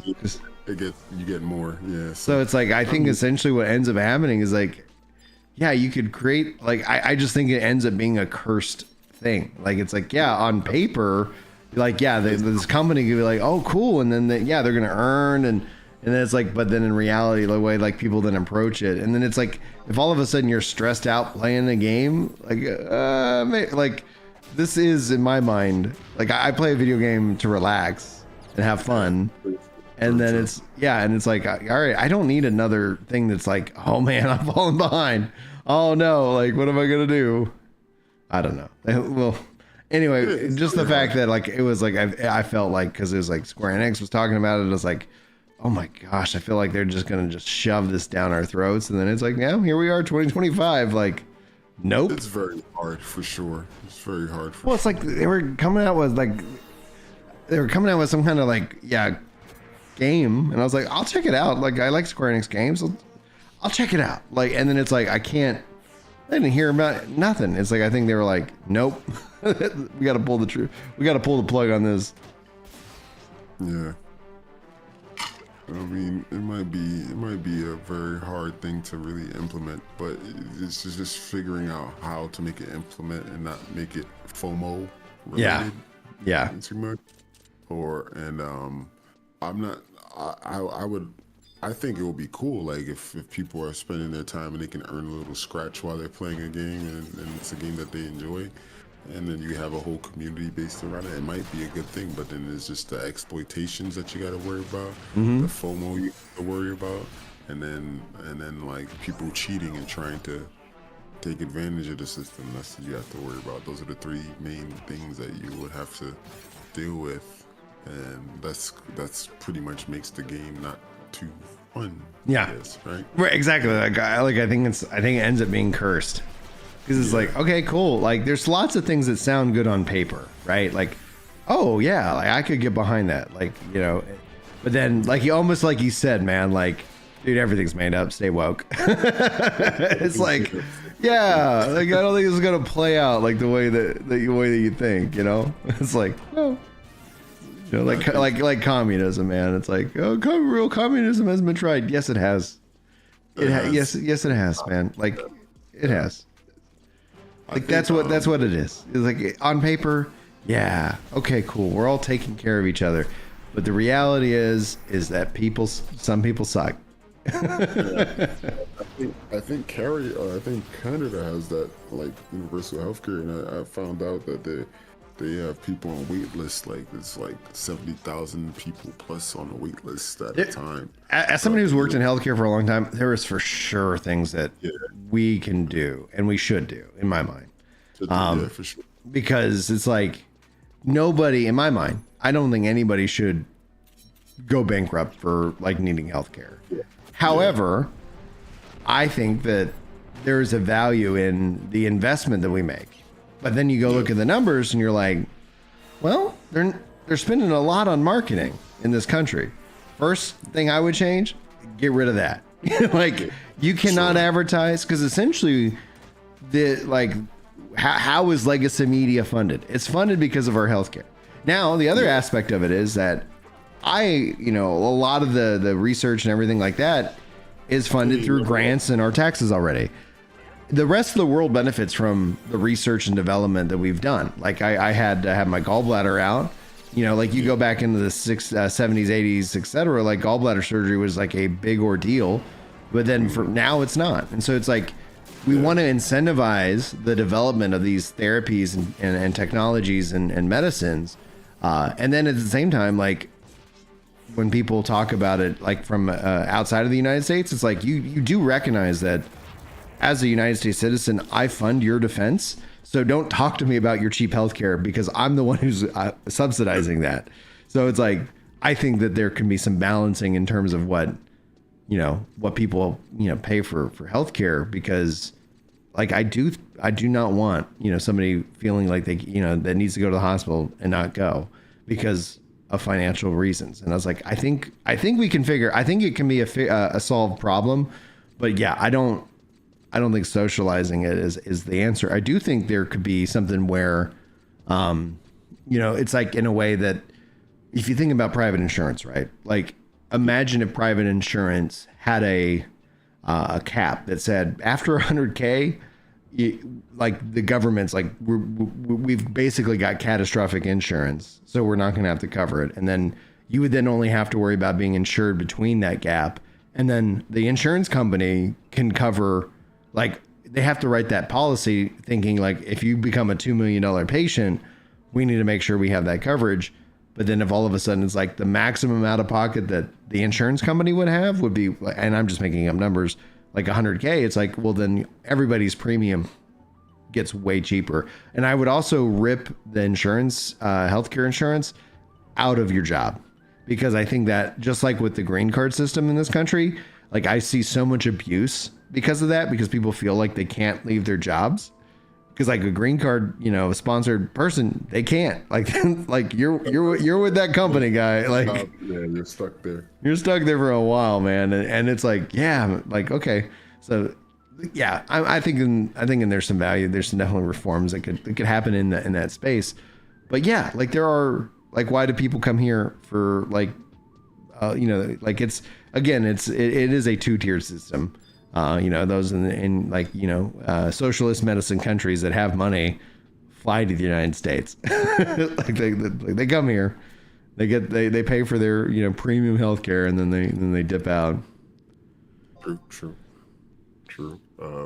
Nowhere. Where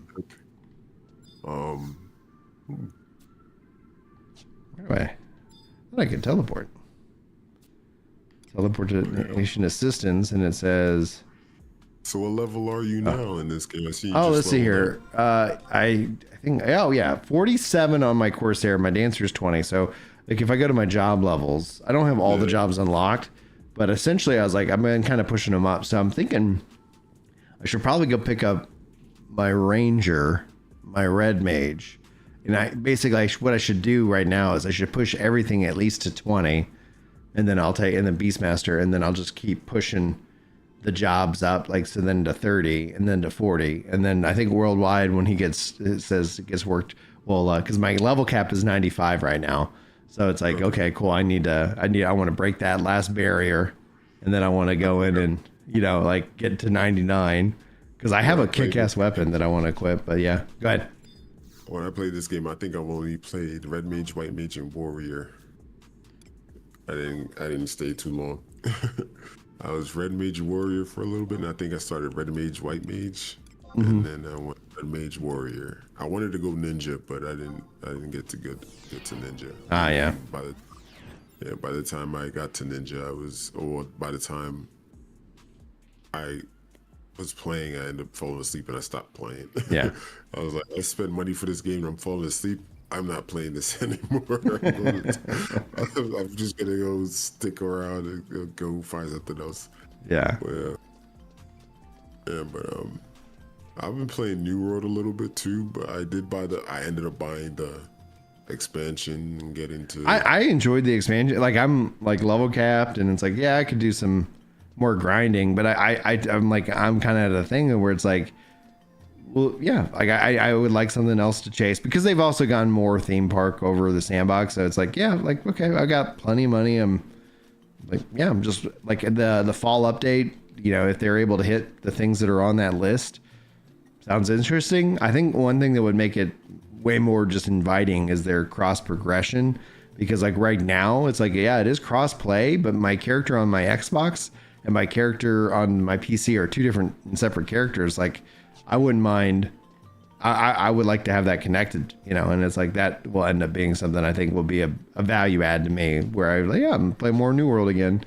Cause it's like, yeah, I think they do a lot of fun things and do their expeditions. I think are really awesome, you know, like, and they're fun. And I was like, great. And then they haven't made any more since the expansion. And I'm like, they used to drop one every season. And now it's like, okay. And I was like, so they're working on procedural expeditions. And I was like, honestly, what it tells me is like the game is, yeah, it's kind of, you know, in its stride. It's got the content. It delivers content every season. And you can play it or you can wait to the big update, which is once a year. And the team, I think, is hyper focused on the Lord of the Rings game MMO that they're working on. And I think that's going to come out in a couple years, you know, maybe by 2030, you know, we'll see. And then I think you're going to see some really excited numbers behind that because it gives them the ability to test out the technology, improve the technology in New World, get real-time feedback. And so that when you know, it theoretically launches, they could, you know, like, yeah, we've got all this stuff that people want. Like, if they make it so that, especially in Lord of the Rings, you're not like, they don't have servers or like it's all handled behind the scenes, aka Destiny. Yeah, I think you're going to find that's going to appeal to a wider audience because, especially with MMOs, I say that Final Fantasy XI's, you know, first major endgame boss is getting an account and figuring out how to play. Like, it's like the game doesn't help you out, you know. It's like, all right, the community does though. The greater community does. I think what one thing I've experienced with Throne and Liberty versus New World, Throne and Liberty has that similar, you know, weapon mastery system. Yeah. But in Throne and Liberty that I like, which I felt was very different, is, and you know how in New World you have the stats and the weapon stats have to scale with the proper weapon, and most likely, unless you're using like the same type of weapons, strength weapons and stuff, that the weapon is going to be, one weapon is going to be weaker than the other. In Throne of Liberty, that's not a thing. Like, if you have your main and offset weapon, there's one stat that deals with damage. So your main weapon is just as good as your offhand. So it's not like you have to like choose between like, oh, I'm going to use this weapon for attack and then this weapon I'm going to use to debuff or do whatever, or, you know, stack debuffs on it. Like, no, both of those weapons are viable. And I was like, wow, this is interesting. I never really seen that in MMOs before. And I found it because like my character that I'm using a bow and a staff. They're both strong. Yeah. And I'm like, those in most RPGs, those are opposite weapons, you know. So I was like, wow, that's different. That's a cool aspect. I was like, you know what, I think that should probably be a standard now, like, because it kind of reminds me of like PSO, how they don't have the strength stat, they just have a power stat. And then power, and I think they do have magic stats too, but I guess they have the MST, mind strength, or whatever. Yeah. But in Throne of Liberty, it's just strength that scales all weapons, and every stat scales weapon damage in that game too. So it doesn't even matter that you have to focus on strength. You can do any stat, but they have other perks along with the stat, of course. And I was like, that's a very interesting take that they did.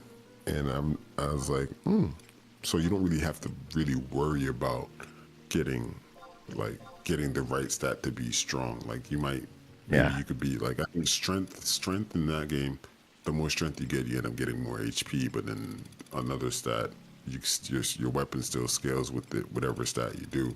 But then they have like dexterity, you get more crit rate and accuracy. And then like if you use mind, you get more magic cooldowns and more MP. And then if you use the other, they don't use con, they have something called I forgot the other term they use for it, but that one increases like resistances and stuff like that. And I was like, oh, that's interesting. So you're gonna get stronger regardless what stat you put on. So I was like, that's a very good take. I like how they did that.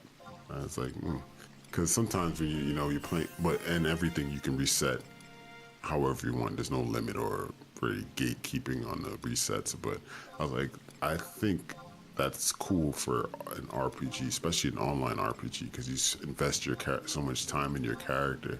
And then I've played RPGs before and I've messed up my character and I got to start a new one over. Yeah. Or I have to work really, really hard to get the stats correct, or reset the stats, or they have some quest system where you got to reset the stats. And I was like, oh, that's a good idea, a good take. And Yeah, exactly. Yeah, so I don't know. New World, like I said, I saw the video of some guy saying people are like tired of I think the Lazy Peon on YouTube. He talks about like everyone's tired of MMOs, like, and people are going back to like RuneScape and old school WoW and these older games now. Look at me, man. It's like, all right. Yeah, I mean, I can't play RuneScape. I'm sorry. I hear great things about it. I'm not saying it's a bad game, but you got to give me something more than some pixels and squares, man. Yeah. You got to give me something. I got to look at something a little bit more than that. It's just colors to me in that game. Colors and blocks. And I can't. Colors and blocks, baby. Yeah. And then I always think about No Rest for the Wicked, and I say, man, if No Rest for the Wicked decided to make an MMO, and they do, I'm not saying they should or whatever, but if they decide to make an MMO and keep their aesthetic, Yeah. my gosh, and they do everything right, because MMOs are so hard to really find that. Yeah, if in a way, like, it's kind of, it goes back to the Superman conversation. If they can build this game where it's like people want more and they want more, online, more, etc. It's like, yeah, like evolve into that. Like, don't sit here and be like, okay, we're gonna make this insane, like insanely impossible, difficult game to make. No, like, yeah, just make a fun game, and then it's like, all right, well, because the next big update is the co-op update. And then after the co-op update, then more updates and more content is planned. And it's like, yeah, what after that? Like, he's talked about it being their kind of their Fellowship of the Ring, to like for the Lord of the Rings. So kind of like, yeah, we could see kind of 3 chapters, and it'd be pretty neat to see them build and build and build onto the game to the point where it's like, okay, yeah, I know we said 4, now we're gonna, yeah, like. But I think you get there, because like I don't think, especially with MMOs, I think one aspect of it that helps or helped is the nostalgia aspect. Like New World didn't have a history of these games that people like. Oh, I grew up playing all the New Worlds, and now it's a New World Online. Let's go. It's like, no, it's a brand new IP, and I think that's gonna be something that's gonna struggle with for a while, and it for sure did. But the craving, the thing that people want, like you just see the launch numbers, and it's just like, yeah, people are wanting something like that, but the economics behind it end up being very, very difficult. Very like we talked about with game budgets, all of a sudden it's like you're talking about spending so much money, and then the risk is, no, the game didn't sell, or like, they like Blue Protocol shut down within after a year. It's like it was like coming out with a new version now. Yeah, but it's like, and I'm gonna, I think, sign up and check it out because it's like PC mobile, and it's like, okay, cool. Yeah, I did sign up. I signed up for it. I need to find the link. I know MMO Byte was like, not MMO Byte, MMO. Why am I drawing a blank? Part of our community. Yeah. Let me scroll up because like. MMO Bean. There we go. I was like, why? I'm like, Byte Bean. There we go. Yeah. I would say if No Rest for the Wicked wanted to get more like online heavy, I would say they should go the route of Phantasy Star, like the local hub, and then you could kind of find people and you can make like the little how Phantasy Star worked, right? That I would say that would probably be the best route for them. I think they can make that work, right? Yeah. versus like, because the online play, you still have to know who's playing, right? Versus you have that virtual hub or what's the inn, you log in, they have like, maybe when you go in, you log into the game, they have a online local hub that you can just go in, and then it just pretty much brings you into town. You can't leave the town, and you just see all the players during that one area, and then you can invite people to go to your realm, and or you can go and join someone else's realm and play like you would play a PSO type style game, and that would kind of be like the MMO aspect. Someone said it today. I heard of it, watched a video about it, and they said PSO. They said it was an MMO, but it's not really an MMO. It's just an online RPG. Yeah. Yeah. So you're exactly right. Like, it's just online RPG. Yeah. So I would think. I would say maybe No Rest for the Wicked, since they're making the online play, they could just go one step further and make it an online RPG. And I think that's what the co-op is going to bring it into, is that. Yeah, but what I was thinking, like I said, I was thinking about the fact that, like, it seems like they're having online play, but you have to know pretty much who. Like, I don't see or hear anything they're talking about like finding players or anything like that. I think they say you can invite players, but it seems like you have to know that person's name and send them an invite. Or maybe like, I know you're playing, I can send you an invite, right? Right. Versus I don't know who else is online. Well, that's the I think that's the big aspect of back to content creation. It's like, yeah, it's interesting because the onboarding, the new player experience is like, yeah, especially if you're streaming it, it does that. In my mind, I always kind of view this as like, hey, it's just a giant text message. Like, hey guys, I'm playing some games, come hang out. Like, all right, cool. It's like, yeah. But the idea is like, you get the aspect, somebody wanted to pop into the chat and be like, oh man, have you tried this? Or, like, if I had a question and stuff like that, like, I think worldwide, when it gets set up, we're going to, like I said, going to go try to break that level cap. And it's like, yeah, it ends up being something where you didn't have that when the game launched. And now you have, if nothing else, it's the ability for me to be like, yo, this is what I'm seeing on screen right now. What am I doing wrong?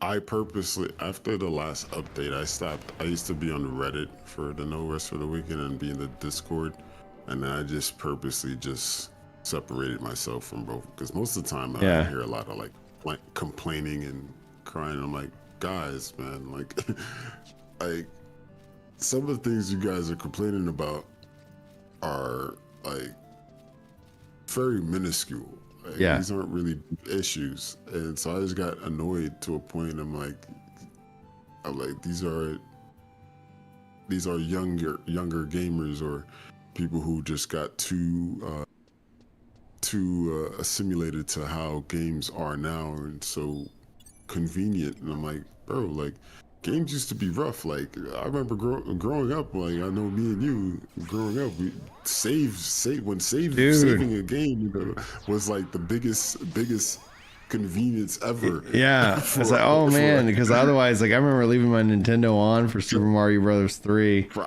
hours. Yeah, you know what I mean? Like, you saving it for hours, Hey, what's up, Little Rapture? He says, what's the new job? Right now I'm playing on Beastmaster. There is Puppet Master. I think I have Puppet Master unlocked, I believe. Yeah, you did show Puppet Master classes. I think it was 10 or something like that. Let me check real quick, because it's like, I'm generally now curious as to which ones I have. Yeah, because like the goal is like, let's get them all to 10, then get them to 20, then, and just keep going on up from there. And there's a couple that I don't have unlocked, but if I go pull up my stats, job levels, so Puppet Master is actually at 14. So it's like I'm on Beastmaster. So like the idea is like I'm gonna get Beastmaster to at least 20, Monk to 20, Red Mage to 20, and then Puppet Master, get all those to 20, and then I'll do, try to get everything to 30, and then 40. Now if like his worldwide says he's getting set up now, yeah, like I'll see if we can't break this level 95 cap, because that'd be great, because I'd like to have at least one level 99 character. So yeah, 8.0 job speculation, yes, because that's one of the titles, because that's a curiosity thought that I have for Final Fantasy 14, especially as it relates to what they've kind of talked about in terms of like kind of a job identity revamp.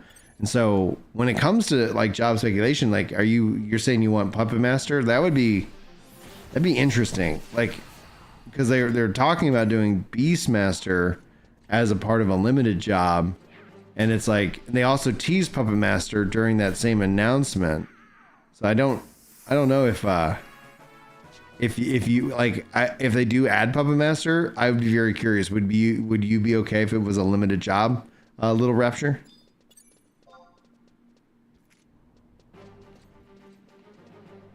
Because I know some people would not be okay with that.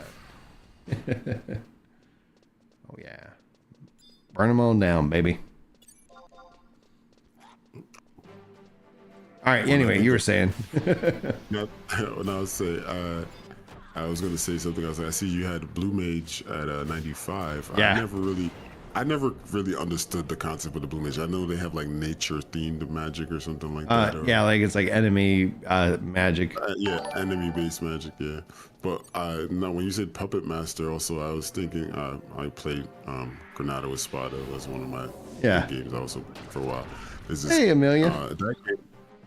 That game has like a character recruit system. Yeah. So right. And then there's this character called Catherine, and she's a puppet master, but she summons like 7 different monsters on at one time, and it's just like a barrage of just little minions that she summons, and she was so popular. So it was strong. They were strong too, and if you got like certain rings, you can get an extra summon on them too, because you can get 2 rings and they increase your skills by +1.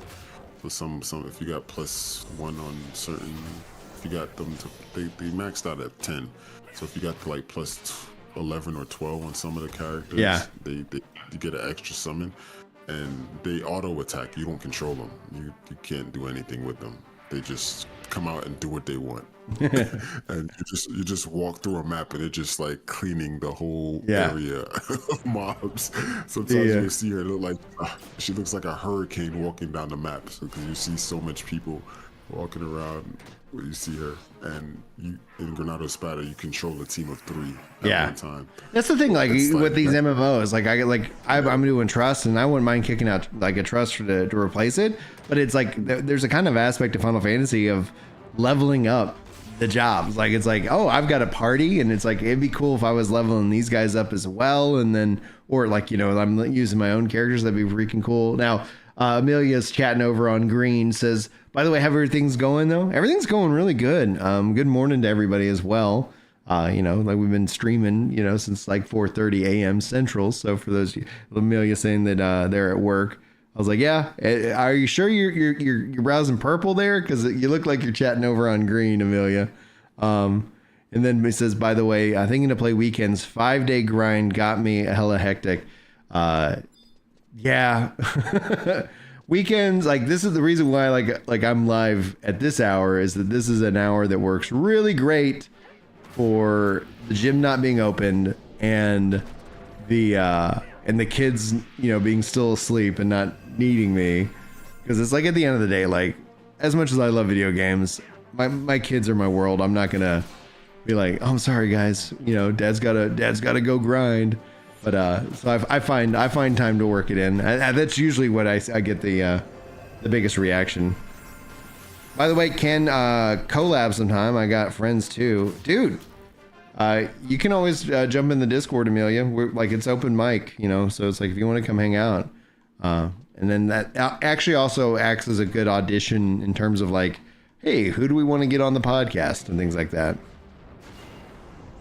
Gamer says, new job idea, Hat Master. You have to bind headgear into the ability spots. Whenever you use that skill, it glamours that hat to you. Let's go, Hat Master. Yeah, O'Clark is the other voice that you guys are hearing on the stream. What's the tag? Oh, here's, yes. I was like, Somebody's attacking.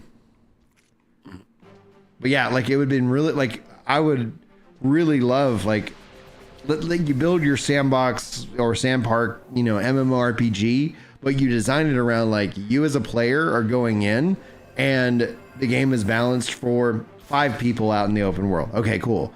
But you have that party and you're leveling that up and you can go do that. But if your friend gets online, you're like, oh yeah, how about we take 2 of your characters, 2 of my characters, and then we're going to go play. Oh, another friend online. All right, now like it's 3 people. Like, and it's just like, I think essentially that's actually a value proposition for me. Like, it's like, oh, wait a minute. Like, I don't have to sit around and shout for a party. I can go play. But then when my friends get on, whether it's through Discord, through streaming, through whatever, then it's like, yeah, come on, let's go do this thing. You know, so it's like I feel like my time is, you know, much more valuable.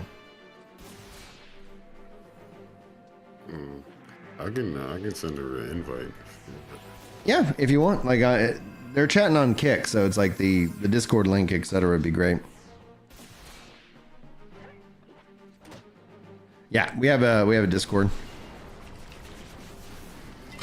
Oh yeah, but so yeah, with the with 14.8.0, I really honestly like if they come out and say no, I think that there's going to be somebody who's going to be upset regardless. Like there's no winning in that announcement.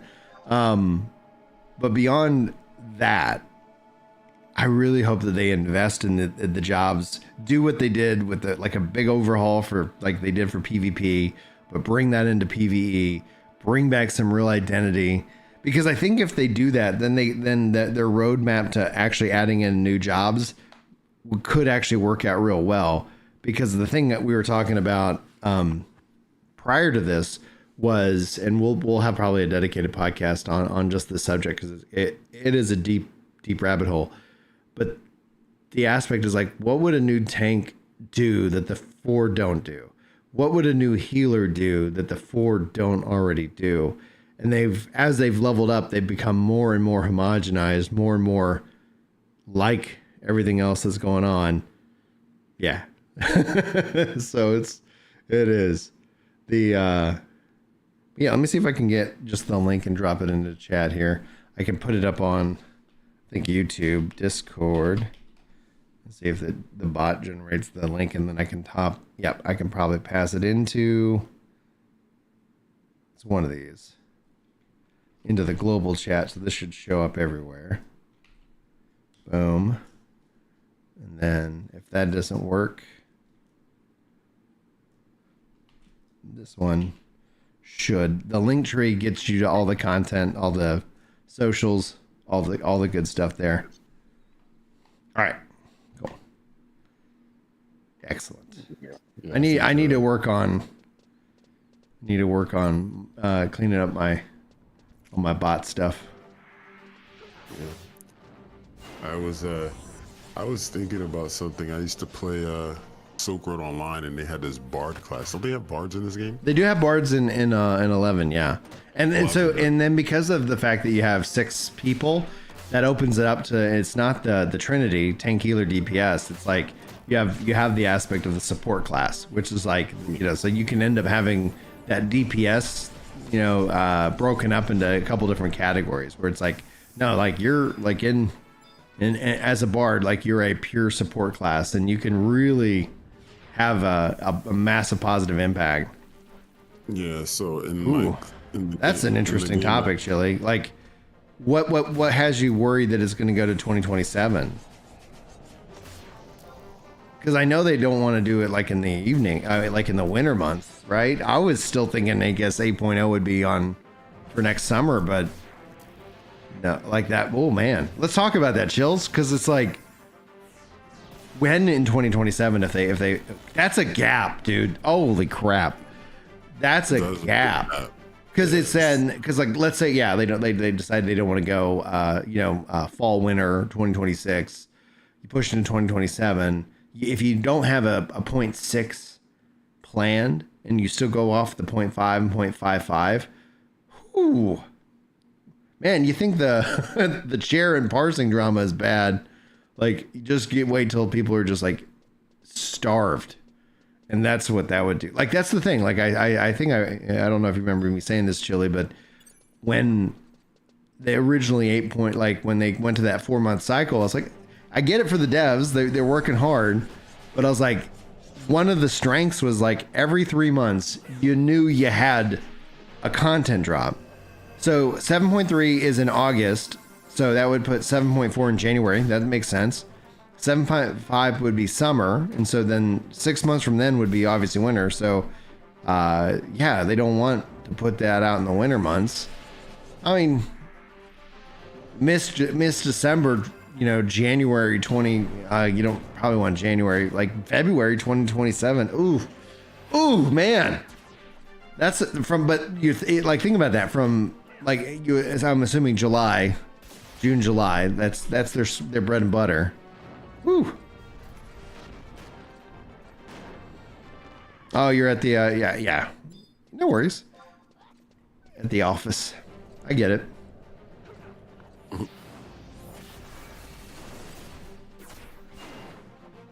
Oh yeah. So worldwide, how do we sync up? Help me, because I befriended you, so I don't. Maybe that works. So, dude, it's a especially because like as we're talking to the main kind of like topic that I put for the stream itself was the 8.0 Final Fantasy 14 8.0 job speculation. Okay. Imagine if they come out and say, hey, we're reworking the whole yada, yada, yada, yada. And as long as it doesn't come accompanied with like a level squish, because I think a level squish will be frustrating for a lot of players, because then they'll have to spend so much time talking about it in forms of justification and educating people on what it means, yada, yada, yada. But it's like the safe bet is that they're going to introduce 2 new jobs, and those jobs aren't going to have the teeth that you want them to have. And thus it's going to feel kind of boring. The route that I hope they go is reviewing their entire level sync and job identity PvE system, which I'll say now, like if they ended up doing something like that, I like, because people were asking me like, hey, you got new controller guides for like, I was like, I did the new jobs. I didn't do all the jobs. I just did the 2 new ones. And it's like, but if they would go in and say, hey, we're going to, you know, really completely change up the jobs for across the board, and instead of adding in new jobs, oh yeah, there he is, Heidelin. I think that would be like, I would definitely go and want to spend some time refreshing all my controller guides for the jobs, because it would be so vastly different. Because like the thing I kind of said, it's like, yeah, there's a couple new skills and, you know, like an adjustment here or two. Like maybe I should have put out my Astro on. And it's like, yeah, like there's not much, like I think the guides that exist right now still hold strong.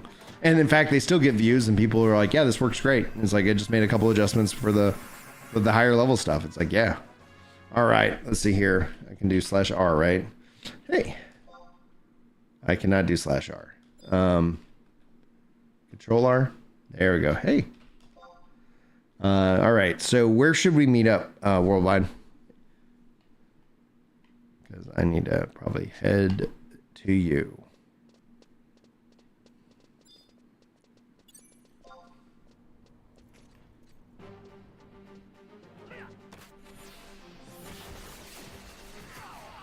One job would actually work real well.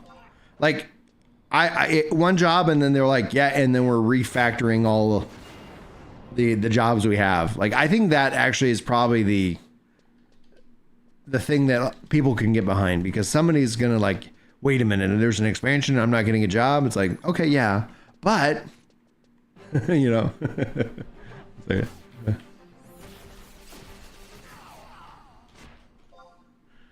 Yeah, get down. But that in that way gives somebody to be something excited about, something kind of announced. Oh, yeah. Whoa, hey, what's up, Taz? Thanks for liking the stream over on Facebook. Oh, yeah. It's always fun when those notifications play. Oh, man. There we go. said your Central Time, right? So it's like 6:30. It is. It's almost 6:30. It's almost 6:30. What's up, Misha J? How you doing? Says I've got to bet going with a friend that if not the 8.0, then definitely during the 8.0 cycle that they're killing PS4 support. Ooh, here's the thing I'm watching out for, Mishta. Do they add Switch 2 support? Because if they do, that means the PS4 life cycle, I think, gets extended. But if they don't, then I think, I could see 8.0, or I don't think they would do it sometime during 8.0, because if they sell you at least 8.0, I think they're selling you at least that, the next couple of years you're gonna be fine. But if they do drop PS4 support, then man, I think he said like it's really going to be about where the player base is, and if there's a big player base still on PS4, it's gonna be wild to see. It's gonna be wild to see. All right, let me see here. I'm still trying to figure out how to sync up with worldwide. I guess I should just. I guess I could use my warp ring. Hey, what's up, Brian? I'm here now. Yes. Okay, this is gonna be much easier. It's a little easier, so you don't be sending me tells. Let me see, because sometimes I'll get pulled off from work. But let's see if I can help you out. Get through the. I guess that what's his name? The last guy that you get to 99. It's like the 95. Let me swap over to my blue mage real quick, and then I do have the stone to. So it should tell. I picked up a couple because I was like, yeah, right. That way, if I fail, then I should be able to teleport out there. Because I was like, I have no idea where I was at. It just takes you right to the burning circle. I was like, let's go. Yeah, if it takes you straight there, that'd be great. Then I can just head over there myself, and then invite the party, and then I'll be out from there. Perfect. Yeah, like having your help will be very good, because then we can, me and you, and then our trusts could kick ass. All right. Let's see here. Trying to log into my main character. I forgot that I didn't update this laptop, and it has the other characters in here, because sometimes family members like to get on and play once in a while with the other characters. Yeah. Yeah. I was like, yeah, you can go ahead and use it. And I forgot to update it, so. Yeah. Was I a blue mage? I guess ninja. My ninja's like 35. So what would be a good blue? Should I take white mage or something like that? So I'm. Oh, sub job. Dancer's good. Dancer's level 20. So it's like as we look at, can you see the stream? Because it's like you can see my job levels, etc. Is there a recommendation? Yeah. Let me look. I heard warrior. Let's see, warrior, monk, black mage, white mage. That's a good set. Of course, I don't know. That's hard because I've never done. I heard people use dragoon, but I think it's because of the super jump. They can lose their hate quick. Yeah. I can stick with ninja because this is obviously I hit 35 and I was like, because that was at the 75 cap. I was like, we're good. I'll go sub ninja so I can do a wield. Yeah, you can. But I need to go level up ninja. I do need to go level him up, so I'm getting some advantages. Yeah. If you don't want to use tools or anything like that, dancer's a good sub job, and you don't use the benefits of dancers, especially the hey samba. It's good. That's one thing I try to save up gil not to use or buy tools or anything like that. But let me see. I am now on my main. Let me then you can invite me on Pain X. He's on. Okay. I'm gonna change my idling into a 4, so I'm gonna try to dual box here. I have everything pretty much macroed. Nice. Yeah. I'll change her to a 4 Sarah. Right.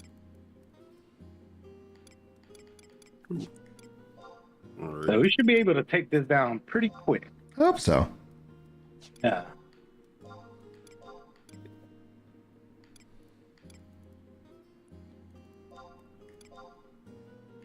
Sorry, you gotta hear some work.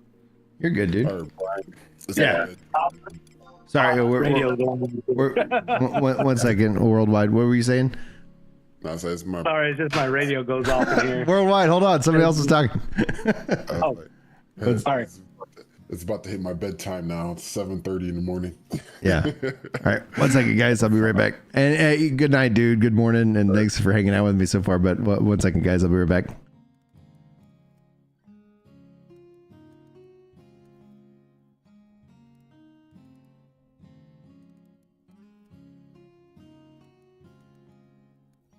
Guys, we got to.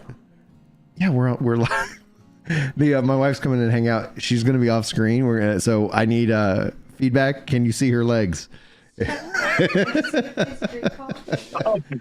Come drink some coffee, dude. Yeah, like it cuts off of the couch. So like this is your, like I said, this is your chair. I've got it set up.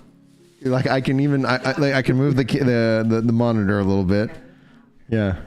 Cool. All right, Jules is in the house, guys. She's always been in the house. she lives here. She lives here. Let's see here. No, nobody can see. I can't see anything. We'll let Chad also confirm. Why not? Like.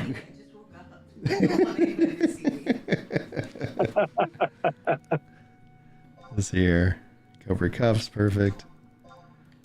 That's funny. All right, worldwide. Let's see here. I'm just equipping all my stuff. Yeah, same here. I'm changing job real quick so that way I can have like might have 3. So let me see how this works out. Cool.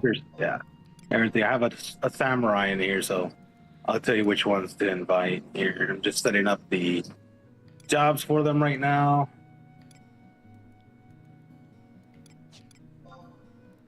Big. All right. That should be good.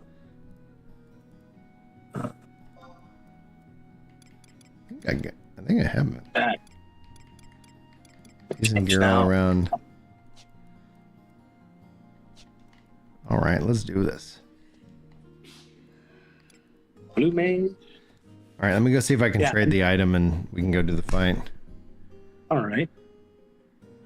Oh, dude, Chili, yeah, we were, and it was so funny because I was like all signs are pointing that this was coming to Xbox, and there were so many people who were like, no, it's not. I was like, it is. I'm glad they went with the Series S and X and not like supporting the Xbox One, because I was like, all right, but that also leads to the conversation about like, yeah, maybe the game isn't, coming. Maybe they will drop PS4 support. We will see. But yeah, the Series X isn't necessarily a stellar success, but I do wonder if we will see them evolve that platform to what they're doing with the next generation hardware and just saying, yeah, Xbox OS, play your Steam games on it. Then all of a sudden it's like, maybe that ends up being kind of their budget Steam box, but it's the, Xbox. There, huh? Let me just, I gotta go to the Relu Gardens. I should have exited to it.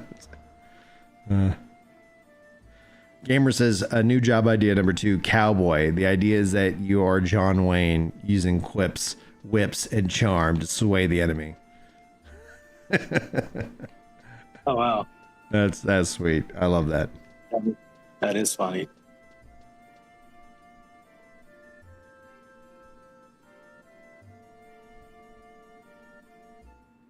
Huh. All right. Let me go see if I can trade this stone and head out that way.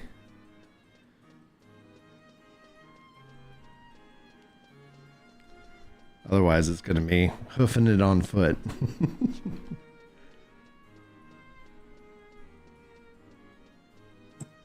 Our communication messages. Yeah, let's be friends.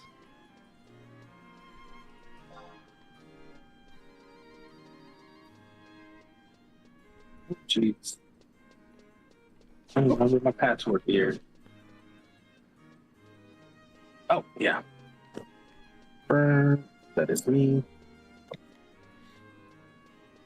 It's wild because it's like Final Fantasy 11 has its own password, and you can set that permanently because then it uses your Square Enix account, which is can be a different password.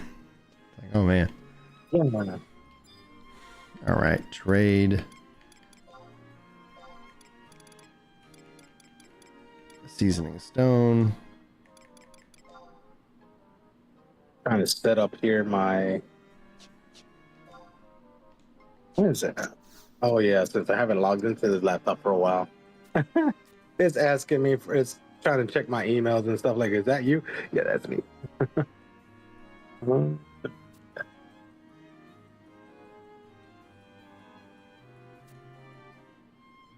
Update.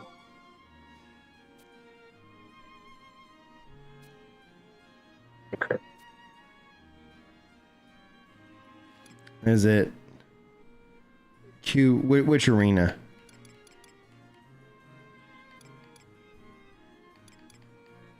Is it Cuba Belida Diaz? Do you remember which one?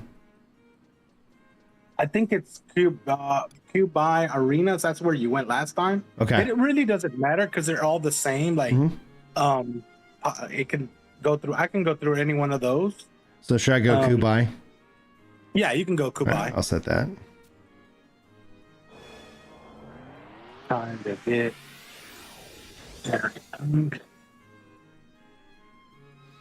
Up my way over there. Is there like a? This is we went to a different arena. Is there? This looks like it's in the Quiffum area, like in the tower. Oh yeah. Let me look. That would be Faying then. All right, so it said Kubai.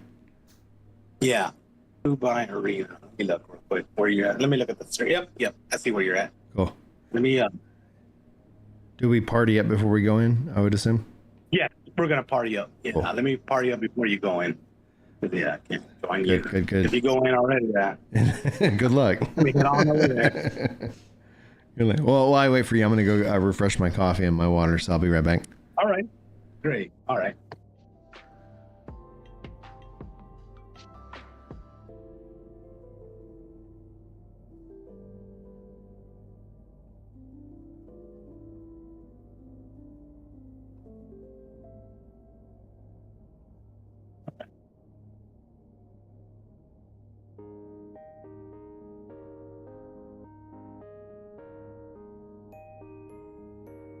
Hello?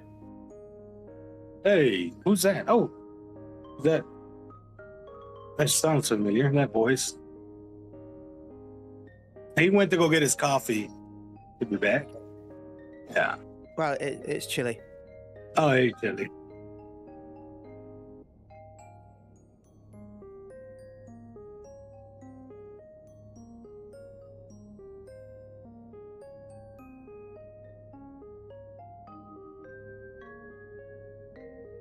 How are you doing worldwide? Yes, that's me. I am trying to help him out here to get his clear. And I have like alts that could help him out. I think even though I may not even use all my alts, I could just probably do it myself and help him out. We could probably do it with trust. My voice is still a bit rough. What are you doing? What? What is he doing right now? Oh, he's gonna do the break limit. Yeah, but which one? I think it's the one that hits to 99. I guess he has to fight a Tori or something like that, I believe. Little Taru. Yeah.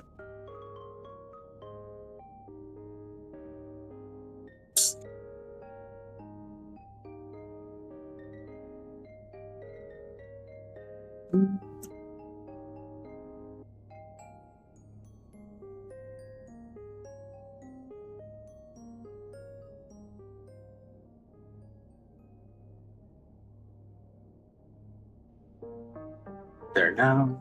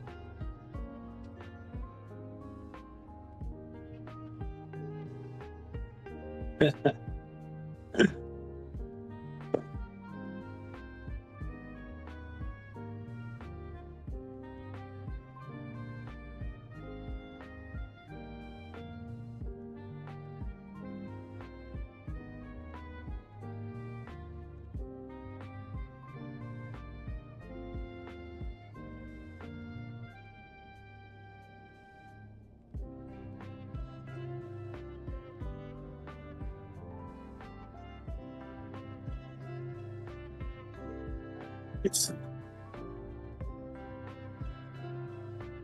checking my macros.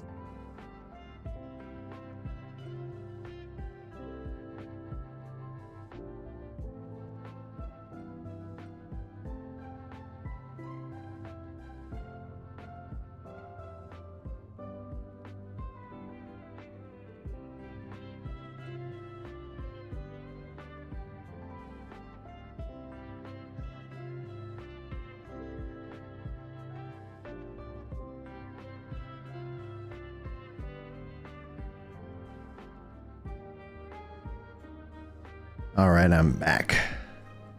Welcome back. Thank you. Let's see. You can invite these characters. Hopefully, I can do my best. I set up some macros so they can start. I pitched keybind, so since I play on Windower, there's keybinds. Everything is keybind. I had to make some put your name in there, so I should be good. Invite sent. Invite sent. Hey, Chili, how's it going, buddy? Dude, Not bad. Thank you. the I Xbox popped a announcement Juno was to see you, so but you've already joyful. gone. Sorry, what'd you say? I popped a Juno, but you've already gone. So. Oh, sorry about that. So- I'm sure I'll be back in Juno here shortly. Oh, yeah. All right, so looks like we got 1, 2, 3, 4, 5. So when we get in, what trust should I call forth? I would say if you have Jalchim like a bard, that'd Bard? be good. Let me see on Yeah. my trust real quick. Who? I think it's Joachim. I call him Joachim, but Joachim. Oh, Joachim. Yeah, I got Joachim. Okay, great. I'll call for Joachim. You guys ready to rock and roll? Yeah, let me get one thing set up here for my abilities. I want to make sure she's doing the right. I want to make sure she's doing the right rules here, so I gotta set up the macro for that. All right. I'm gonna go ahead and eat some That'd food. Eat some food then. Yeah. We'll see how. I think we might end up taking this down. I mean, it's been a long time. I haven't done this, Yeah. and we might end up just killing it, overpowering this. If I am, it will be easily killed. yeah. Dude, I hope so. I think so. Yeah. I forgot that I hadn't done this, and so when I hit 90, like I was like, oh yeah, like if I pull my status, it's like, yeah, I'm at 53,999. I was like, I can't cross over to level 96. I was like, all right, okay. Yeah. Here, let me set up my macros for the Corsair real quick. All right. Sure, she's gonna test the right because I gotta push the macros from the main character, Yeah. and I will send to her. But I'm doing it. So is Pain X our tank? yes. Okay, cool. Oh, look at those stars, dude. Yeah, I power level myself. Dude, I love it. I grind. I do this when I'm just want to think, and then just go and power level myself, and just playing with my characters, or sometimes they'll play with me. My family will come and play with me. Yeah. Or just chilling, just having fun. Dude, that makes me wish, like, because someone's asking me, like, are you gonna get your kids to play Final Fantasy 11? It's like, I'm not against it, but right now, like, the hoops to jump through are too great to the point where it's like, it's same thing. It's like, can I get a family pass like sub? It's like, yeah, like that's like I don't want to have to maintain 6 accounts. Correct. Yeah, it is. Imagine I have 8 accounts. I have actually 9. One is already deactivated. I can't pay. Like I pay a lot. I pay 14 accounts and this. Imagine how much I pay a monthly. Oh my gosh, dude! Especially if you're still sub to 14, tip of the hat, man. Yeah, it's like, yeah. If they combine, even if they had a permanent combined discount, I think I could do it. Yeah. But the fact that it's like, all right, you get a limited discount for a limited time. I'm like, all right, I'm not gonna do that. It's like, I'm not messing around with that. What's up? Hey, what's going on, Jemu? Says, yo, I really enjoy your streams and would love to know when you go live. All right, well, we'll see. You can always be a part of our Discord, Jimmu, if you're interested, because I believe Discord notifications go out. I believe. We'll see. But I think also, like, because you're talking over on Green, I think Green does a good job at sending out notifications, because people would say, like, if you follow me over on that, like, oh, I got that notification, I didn't get your YouTube one, or why not? It's like, hey. Yeah. They do this real quick. Make sure he is attacking along with me. Okay, so he's gonna assist me every time I attack. Okay, we are set, man. All right, I'm gonna take us into the battlefield here, and then I'll call for Joachim, and we'll go from there. Yeah, because it's also like you got a 10-minute timer, and it counts down as it animates. Yeah. Like, what? Come on. And the thing is so weird that it takes a little while for me to, like, since I have to tab into them just to enter. Yeah. I have to tab into them real quick. So, like, it'll be easy if I have my own healer. I don't know about trust healers. They could take you to, they're going to enhance the trust system. Yeah. Oh my God. Yeah. They're gonna what are they going to do with it? I think they're going to make them more powerful to more soloable content for them. So they're going to end up doing that. Man, I got someone just arrived for work. Give me a second. All right. Yeah, someone just pulled up here. Let me handle him real quick to get him going. Okay. Let me take care of him, because I work at it, like, as I work at a plant, so sometimes it's slow here, and if it's slow, it's slow. If it's slow, it's slow. Yeah, I feel you. Slow, yeah, you gotta do something. If I'm not working on something else, I gotta be working on something here, doing something, because it gets boring here. Yeah. But give me 1 second. I'll be right back. All right. See you in a second. And thanks, guys, for the 13 likes on the stream. Freaking legends. We even had a like over on Facebook. Like, boom. I guess 14 then in that case. But yeah, so Chills, like, you're thinking, are you gathering any hints for what the 8.0 job, let's say they do one job, which that just makes so much sense, because like, you do tank healer, and then if you do tank healer, like what do you do to make that job interesting and stand out that the current other four don't, do? I think it's going to be physical ranged. Ooh. Sticking away. Honestly, I think that's the right call. Otherwise, I think you just run into so much homogenization.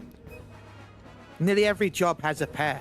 There's two shield healers, two pure healers, you've got multiple off tanks and main tanks. You've got the monk and samurai. You've got the ninja, and each one has a pair. But physical ranged has There's just 3. machinist, and 3. Yeah.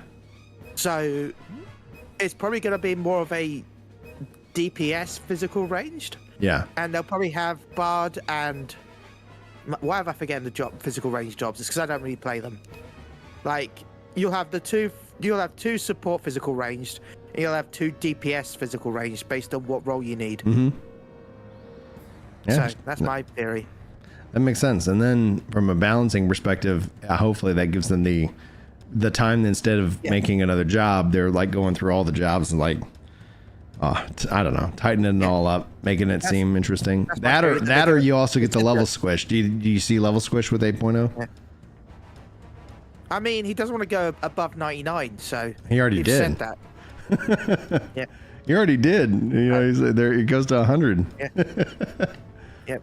Oh man, 99 is such a good. He didn't want that. I agree. I think it would have been so cool if he didn't, and it's a 99. Yeah. Oh, and then after that, like you work on more horizontal, styled content. I wonder if we'll have to. Yeah, you've got Bard, Machinist, and Dancer. So Dancer and Bard would be your support physical ranged, and Machinist and whatever would be your physical DPS. It's why I was hoping that Pirate was or Corsair was going to be in Dawn Trail. Would that be the job that you might think that they could put in? Because you could have that as that physical range. Yeah. Yeah, probably. All right, you've heard it here first. All right. We ready to roll? We ready to roll? Because Magical has Ready to roll, Black Mage man. and Summoner as the main. Black Mage and Pick them as the high DPS. Summoner and Red Mage are kind of support. Yeah. Melee, you have Monk and Ninja for fast attack, Samurai and Dragoon for like and then you have Viper and Reaper. So like you have pairs for each one. And then for tanks, of course, you have Paladin for main tank. Mm-hmm. I think Warrior's supposed to be a main tank as well now. And then you also have Dark Knight and Gunbreaker for off tanks. Like everyone kind of has 2 of each, except for physical ranged, which is missing 1. So. Yeah, that My I'm voice has in. been a I'm bit in. rough Oh, recently. yeah, you're good, dude. You're gonna see me spam a little bit here. Spam, spam it. Spam it away. You're gonna see. Yeah, Some kind of we have spam. 5 minutes, and he's at 75%. Yeah, he's gonna go down fast.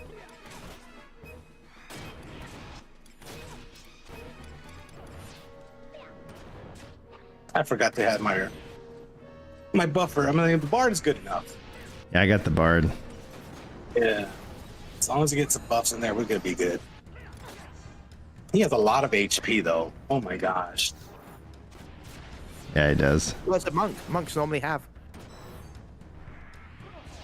By the way, I'm 50%. Blue Mage is the best sub for Paladin in this game. Oh, serious? Yeah. See, I It's need to. crazy. I do. I don't even remember if I have Paladin unlocked. That might be because I was like, there's a handful of jobs I know I don't have. You should. Paladin's I default, don't. right? No. It came with the Rise of the Zilliard.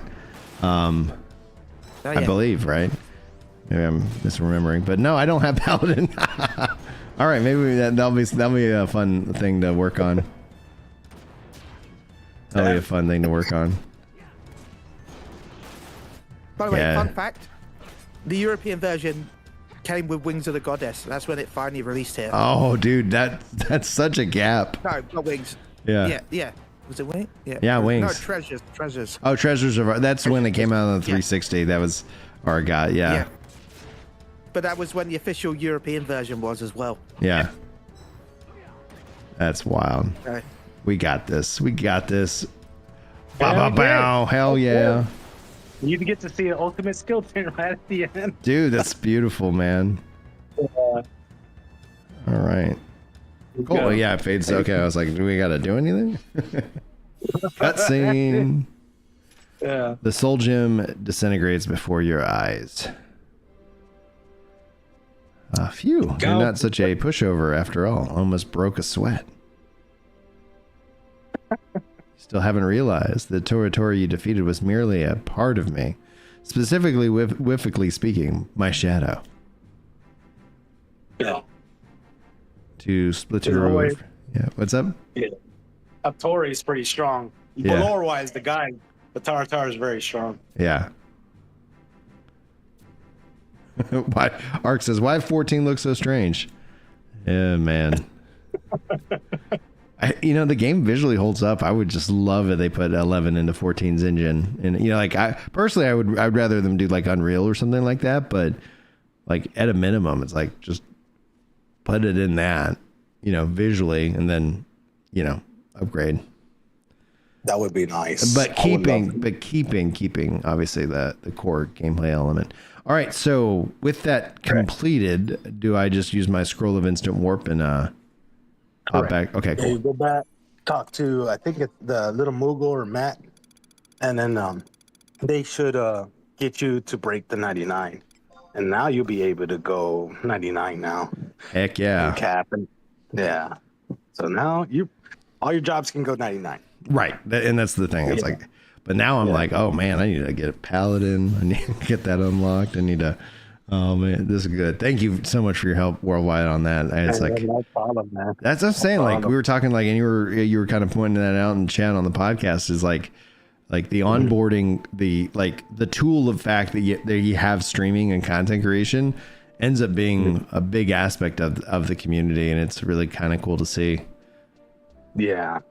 As long as, I mean, that's the coolest thing about the community. They come and help and what they could, you know, that's how MMOs back in the day. I love the socialize with other people and just one thing, just have fun with them. You know, 14 is good. You know, there's a point in 14 I felt like it was lacking that, because now it's like more solo friendly. People don't really chat much. Of course, you know, you have to be smashing buttons. It's a different kind of gameplay style. No one really has to chat as much, but there is points that in 14 you see a lot of chat. Little chit chat there, and there's a good part of social in the game. Not like one of the things that I changed, which improved my experience of 14 across the board, was I stopped idling in at my house and just started idling like in the main city states, because then it's like people are chatting, you see people walking by, you know, like that's the thing. It's like the MMO feels alive when you see other players, and it's like, oh yeah, like if you spend all your time in instances and like at your house, like you might run across like less than 10 people, and you're like, all right, and then as opposed to like you just go to the main cities and you're like, oh yeah, there's tons of people over here. What's up? What's going on, Jordan? How you doing today? Good morning. It's good morning. All right, I'm going to talk. I'm assuming the Moogle. I think it's Moogle. Let me look at your chat on your video. Here's. Have we met? Wait, could it be? Should be him. One of them gives you the cutscene. You've truly done it. I knew along that anyone could wipe that smirk off a self-satisfied terrorist's face. It would be you. It involves being woken to the crack of dawn, sparring matches after doing 100 push-ups with your knuckles, eating all the rare tails, delivering to the Dishido and the Tori's acquaintances, wrangling herds of wild sheep and counting them one by one whenever he can't sleep. Much, much worse. Sends shiver through these old bones just thinking about it. And then Nomad Boogle. Egads, Kupu. That's the most appalling arrangement indeed.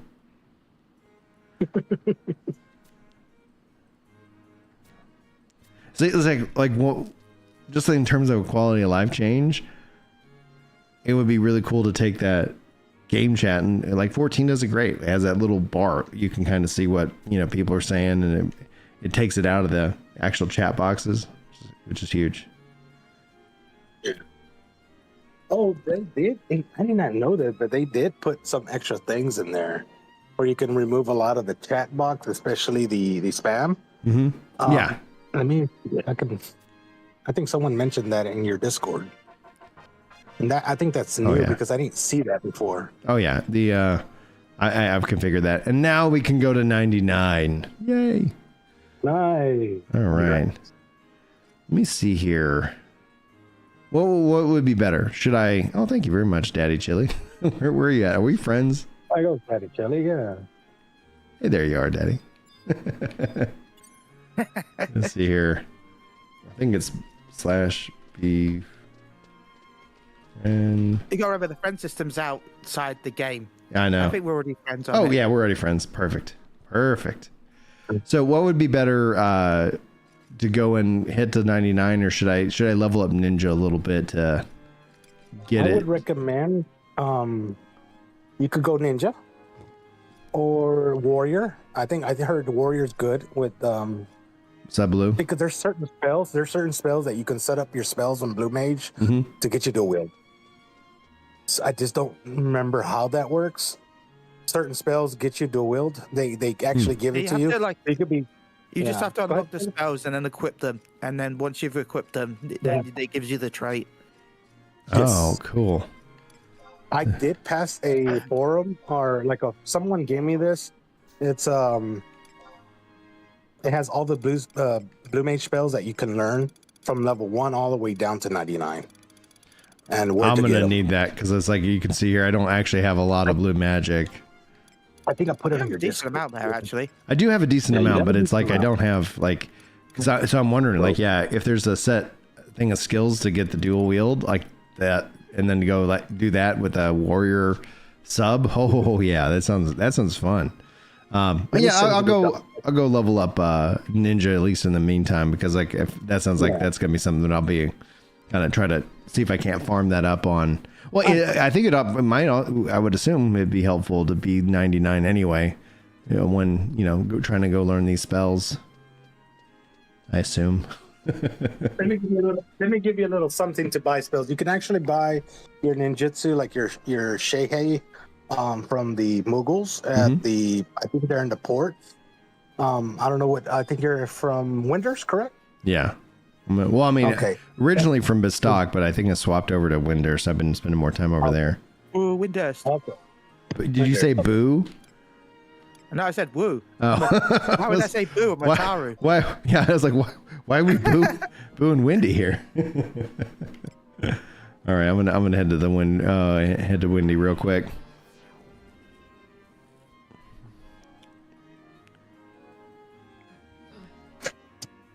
Take care of this gentleman real quick. I'll be right back. Yeah, man, you do you.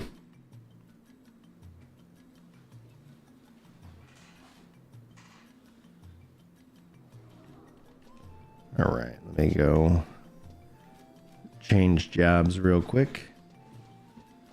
May I join you for leveling? I think I can. Yeah, absolutely. Switch to a low level job. What's up? Yeah, he's coming at 8. Yeah, I'll be done at 7. Cool. And we got 30 minutes of leveling, which will be good. So 34, I think 35 is my ninja, so we'll probably go to the Citadel. Unless there's a better leveling spot that you can think of. Trust me, no, I haven't played much, so no, it's been a while. I think I have a 35 paladin, so. Oh, perfect.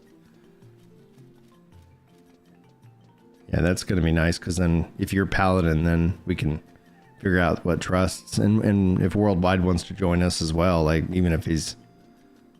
Yeah. Well, you can level sync. Okay. So. Oh, that's right. That's the thing. I was like, level sync, open world level sync. I was like, Yoshi P said that was possible. Still hasn't been added. It's like, oh man, come on. I mean, they've added it in the new Fork Tower, at least. Good.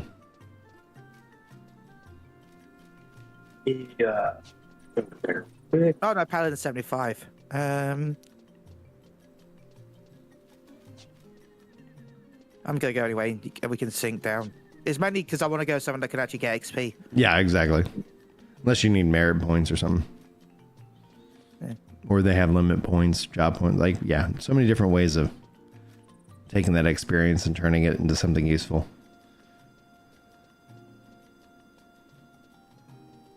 Yeah, so I've been trying to get the portal key.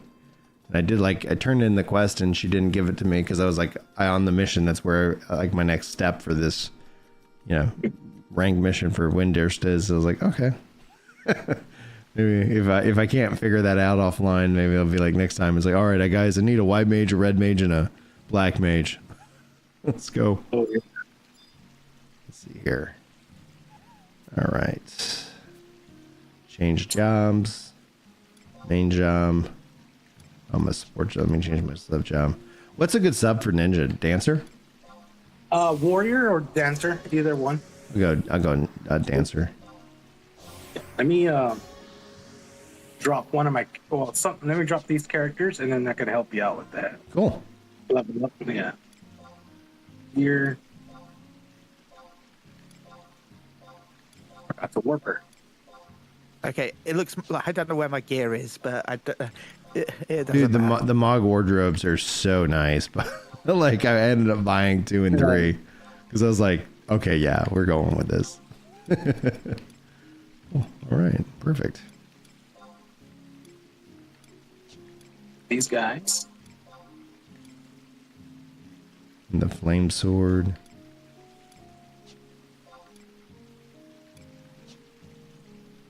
Stick with the.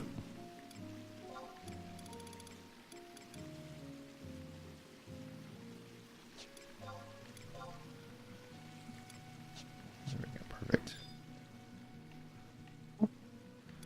All right, area I entered from. Use the book. I'll head out to the Citadel. This will be good too, because like even until I get the blue mage traits to dual wield, like, yeah, my sub job is not leveled to like the 99 now. It's like, now at least I got to get you to 50, ninja. Yeah. Where the survival books? Oh yeah, they're by the gate.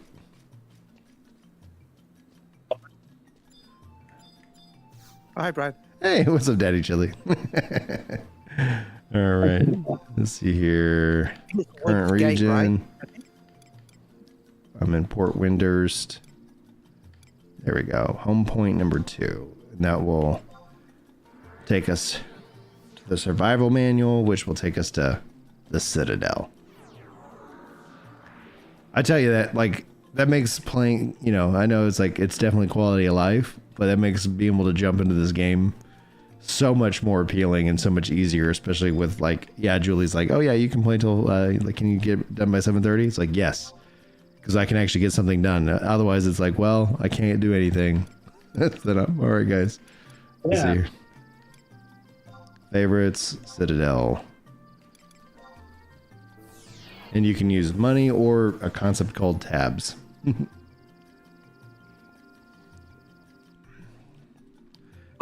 All right. Oh yeah, that's what I wanted to give you. That's right. What's up? Be fine. That's what I wanted to give you. I'm giving you some guilt to help you out.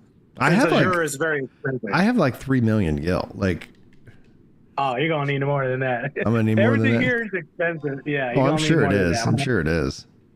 Yeah, it's very expensive here. I see where it is. Okay, I see where the teleport is at. Let me head over there. Yeah. And then when Chili, again, so the survival manual is by the basically the exit into East Sudabaruta or whatever. So it's like the left book, and then you can pick Citadel. I have it as my favorites because outside. Is it in actual East? No, it's not. It's outside. It's not outside. It's inside Port Windurst, just at that exit near the exit.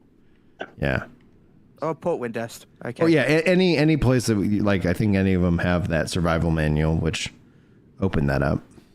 So yeah, anytime now it's like anytime I see a home crystal, I need to go click on it. Anytime I see a survival manual, I need to go interact with it. You know what? Wide scan is a thing. Yeah. I'm so happy that every job has wide scan now. Oh, I had no idea. Is that an ability? Yeah, if you go to your open up your map. Okay, let's see here. Wide scan. Yeah. Oh, that is so nice. That is so nice. Okay, there's no there's a green thing here, and it's got question mark. Where did you say port? Yeah. So Pain X it just made it out here. Okay. So I was in Port Windurst, and so I just used the home crystal teleport to home crystal number 2, and then and I was like, yeah. I'll be honest, I went to Wood Circuit check to see if I could buy some gear. But good. I'm at that awkward level where the Sparks gear is a bit too high for me, but also the gear is too low for me. I just want to do this just because why not? Even trade, brother. Like, dude, these fire crystals, man, they're. Oh, wait, I think I'm full. Hold on, am I full? Yeah, I'm full. I ruined it. I broke the system. Put it in your bazaar, and I'll buy it from your bazaar. How about that? Okay. I'll do that. Let's see here. Put it out there. All right. Select an item. I gotta throw something away from me. I'm like looking at what I have. Again, sorry. Castle. Which one? Castle. No, it's. Garlic Citadel, right? Yeah. Yeah. I wish they had. I'll pay my. How do I do gil. a bazaar? I forgot.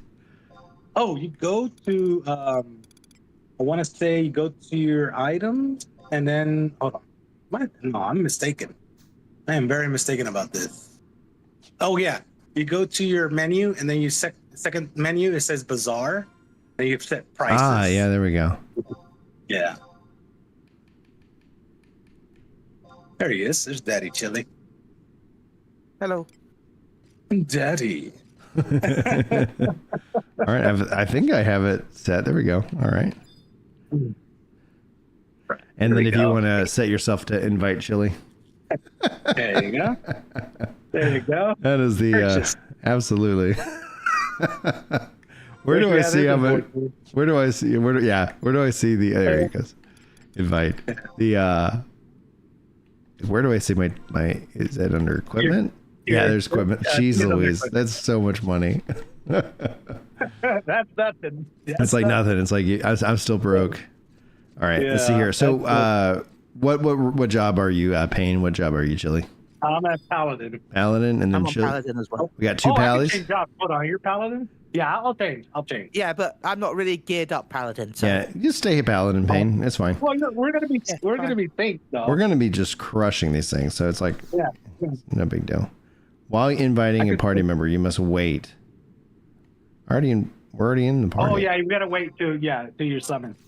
So All right. while you wait, it gives you like a couple of minutes. Mm-hmm. It gives me time to change to another job. Okay. Plus, Yeah, I think that's so that if you're going to keep inviting people, it doesn't cause any issues. Yeah. See, that's something that from a quality of life from programming could easily be handled if they were in a new engine. Because like, yeah, okay, cool. And it's like imagine me inviting, and then it's like, okay, they've accepted. Who are you kicking out? It's like this bot. Get out of here, bot. It's like, yeah, that's the thing. Like that's where it's like. I would love to see them within the Final Fantasy aspect, because traditional Final Fantasy, you have a party of characters that you're kind of leveling and growing. And it would have been neat to see, because like, yeah, I get the trust. You're playing with characters, NPCs of the world, and there's lore and stuff behind them. Cool. But it would have been neat, like, because it's like, oh, let me add in my other characters, and imagine, having 5 of your characters that you're leveling, and as you're playing, they're leveling alongside it. You're working on gearing, and and then it's like, oh, a friend comes on. It's like, all right, I'm gonna kick this bot, this bot out, and then invite my friend, and now he's filling that role. That's my dream Sandpark Final Fantasy Online option. Oh yeah. wait. I see the chair emote, Chili. Are you trying to summon 2023 Final Fantasy 14 drama?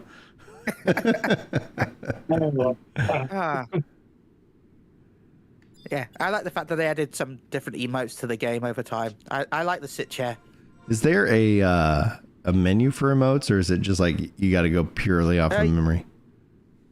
If you go to, I saw it just a second ago. I think it's under communication in the second tab.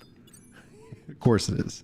It's like, all right, communication, emote list. There we go.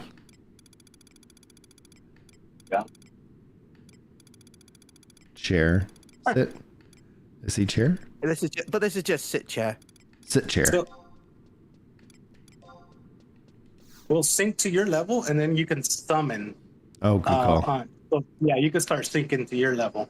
That's nice. All right. And then it's going to give you a chance, a little wait time to resummon again. All right. And the sync is party. Party. Yeah. Level sync. Oh. And to me. Yep. Yeah. Perfect. All right. Then, do we know what the cooldown on the trust is? It usually takes a minute for them to resummon. Okay. You could try now. See if it may work. It may work where you can summon right now. Yeah. It's just weird like that. There we go. All right. Get a healer. Who else? I'll take Shantoto. Cooper Fried, probably. That way you've got the XP bonus. Koopa Fried? Correct. Looking for him. Yep, there we go. All right. Chili, you're our tank. I'll let you take point. Yeah. You sure? Yeah. Oh God. I mean, I've got this, everyone. We're okay. We got this. Yay. I say just kill everything. Yeah, I'm gonna say everything's gonna die anyway. Yeah. There you go. Back. Here we go.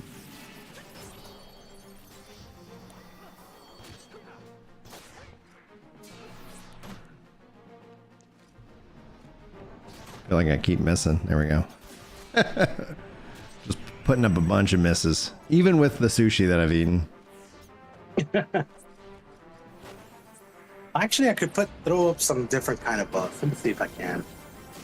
This Hunter's Roll? I think it's Hunter's Roll that did the accuracy. But, am I able to do the second one?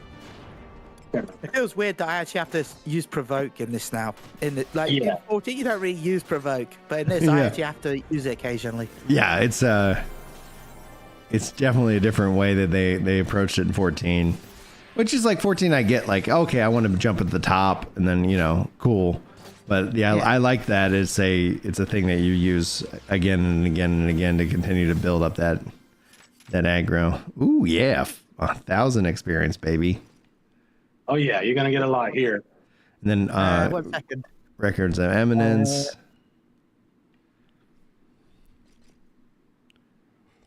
Oh, okay, never mind. It wasn't. That is so weird. Why is? I guess it's okay. Okay. I was hoping to level, but I've realized before we synced up, I'm in merit point mode. Oh. Are you able to change that? Yes, he can. Not while we're synced, it says. You can't change it while we're synced? Oh, I thought you could. So it's fine. I'll just get merits. Yeah, merits are good though. You always need them.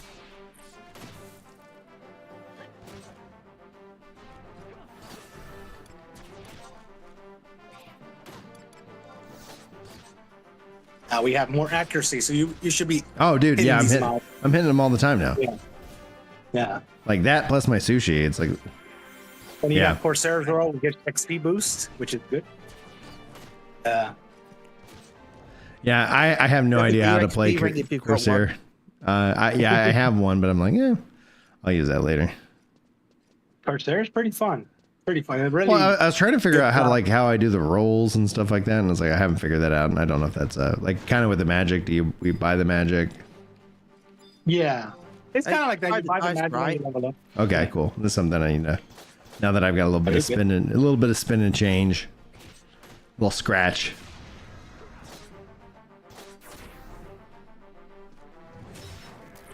Oh yeah, Shantoto. Skill chain. Woot.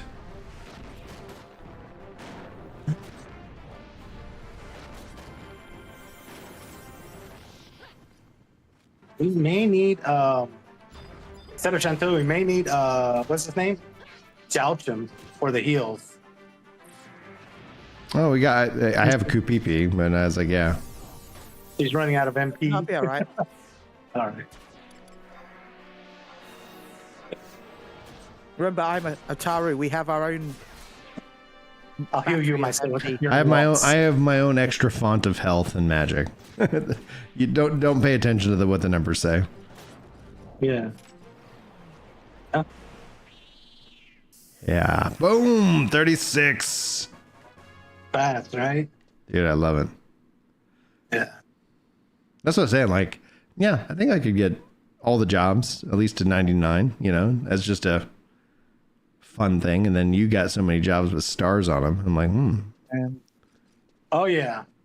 Like I said, I power level myself once in a while. If I want to level another job, sometimes just power level them. It's not like, I already have this job with this other character, so I already know how that plays. Yeah. So I just power level myself sometimes. I love it. But the skill ups. How's everyone's TP? Skill up. Yeah. I'm good. I'm good. Okay. I can do this. Yeah.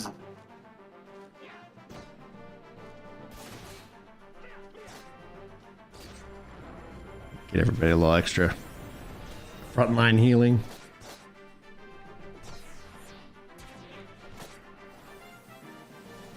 Boom. Yeah. I think you leveled again, did you? Did I? I think it looked like it. Yeah. Back to back, baby. Let's see if we can get to 40 before 7:30, and I gotta go. All right, definitely. We'll try. Murder everything. We're on a chain. Yeah. I think it's because also you got the eminences and the books and stuff like so. All those things are just getting completed. Pride helped a lot as well. Oh yeah. Oh good. Yeah. Good to know.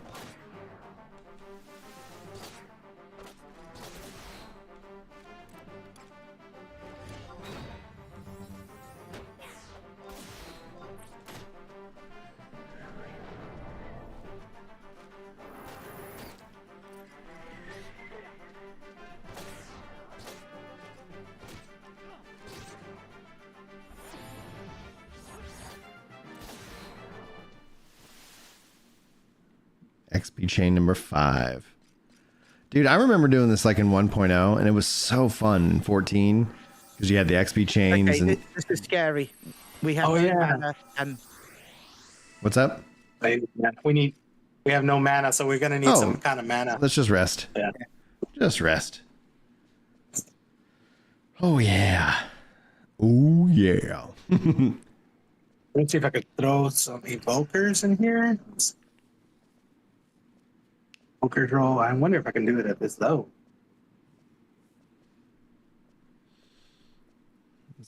Phantom roll. Seconds. I gotta wait seconds. I can't use it yet. I wish I'd brought cookies with me.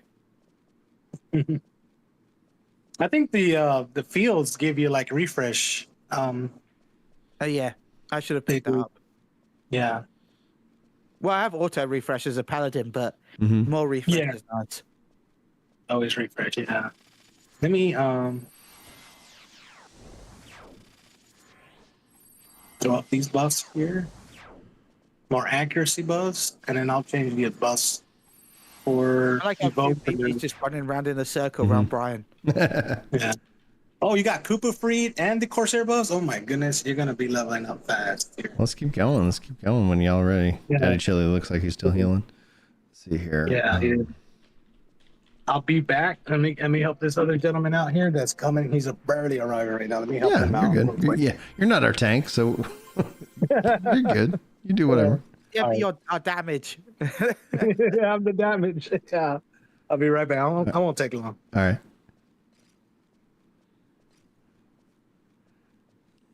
I don't think these bats aggro, so I'm going to try and head back. Okay. And then I'll come back in a second. It's been a while. Let's see here. If not, I'll kite it to zone. Mm-hmm. 1 second. That way I can go get my buffs from the book.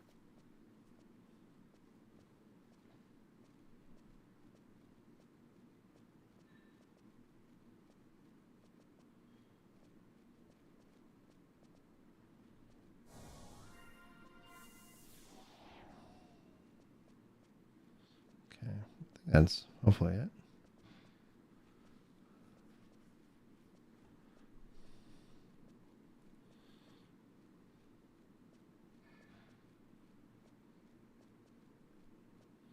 Just looking at something.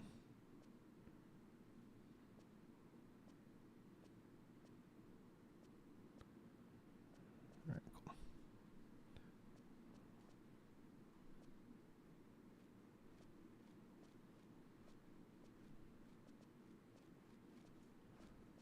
You know what?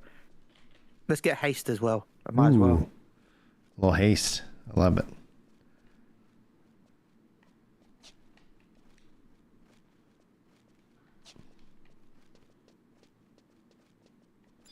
I'm gonna try to take out this bat.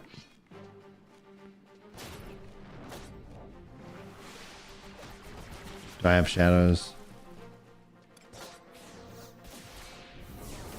Oh crap. I murdered myself.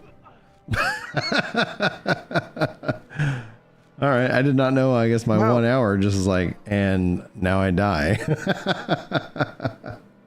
Ah, you're a ninja. Yeah, your 1 hour ability is blood warping. Wow. Oh man, you love to see it. It was how people would get away, like with free. You know, if you didn't have a warp cudgel on you, and if you want to get back to home point, some people would switch to ninja. All right, let me head back to that. Is there a survival guide here in Juneau? Do y'all know? I think there is. Show up on the, see the crystals. That was awesome. I think it's in Ruined Gardens. Oh, that makes sense. Let's see here. Region. Yeah, I think there's a book right there. Yeah, I-10. Which is right next to the house. Hey, level sync wore off though, which is good. Which is good. Well, no, because now I can switch to actually leveling. Yeah, there you go. Bright side in all things. Yeah. Got 5 minutes, but it is what it is. 5 minutes of XP is still XP. Yeah, exactly. All right, head back.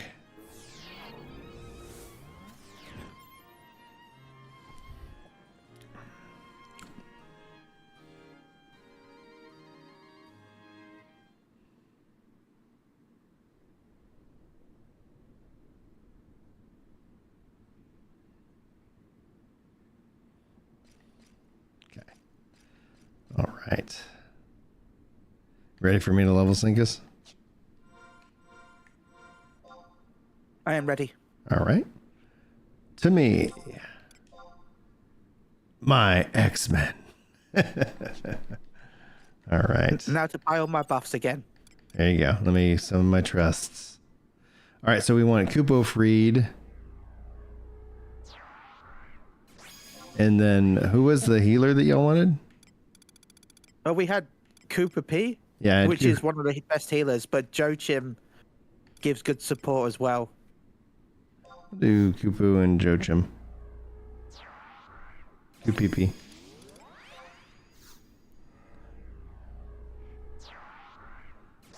Perfect. All right. Whenever you're ready, Chili, just let's go slaughter. This one, I wish I could just stay in the support menu. Mm-hmm. Because you're like, oh, I want Regan. Then it closes the menu. And then you have to open up again.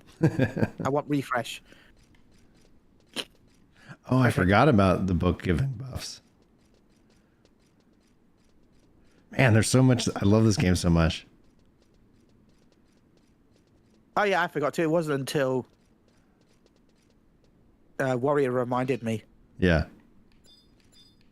Okay, I'm going to provoke this. Oh, yeah, from a distance.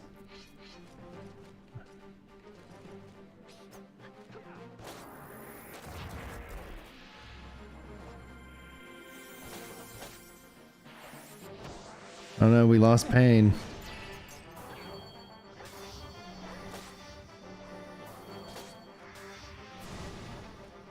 Oh god, I think they got aggro. Something happened.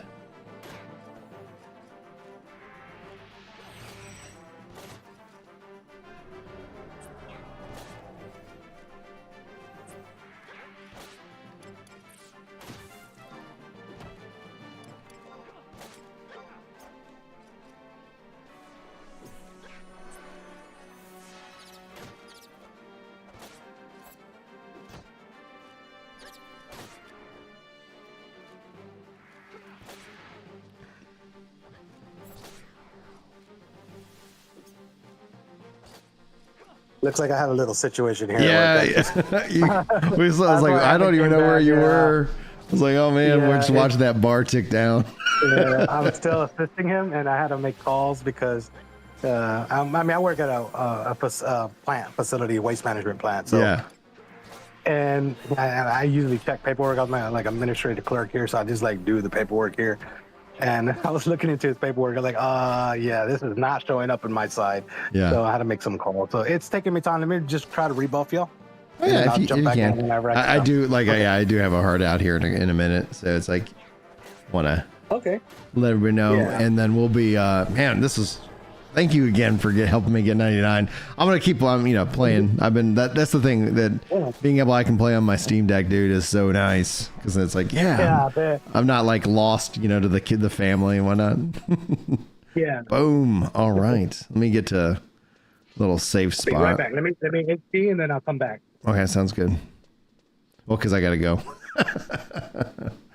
So I'm just going to go zone. Oh, is that it? Yeah, I'm sorry. It's 7:30. No worries. I promised Jules. I was like, yeah, it's like, this is fun. And we're going to do this Oh, more. You gotta go. Yeah. Like, You gotta go. Yeah. Because it's like, yeah, that's why it's like, again, like, people are like, why are you up at 4:30 in the morning on a Saturday? It's like, well, the gym's closed. Nobody needs me. This is the perfect opportunity to play a video game. I try to, yeah. It's hard to make time, yeah. Well, like MMO or not, like it's like, yeah, like this is great. This is fun. So thanks everybody so much for tuning in and hanging out. And we'll be back at a minimum next Saturday. I've been trying to bring in some lunch and loots during the week when people are alive for normal hours and whatnot. But yeah, all that being said and done, hopefully you guys have a wonderful weekend, and I'll see you next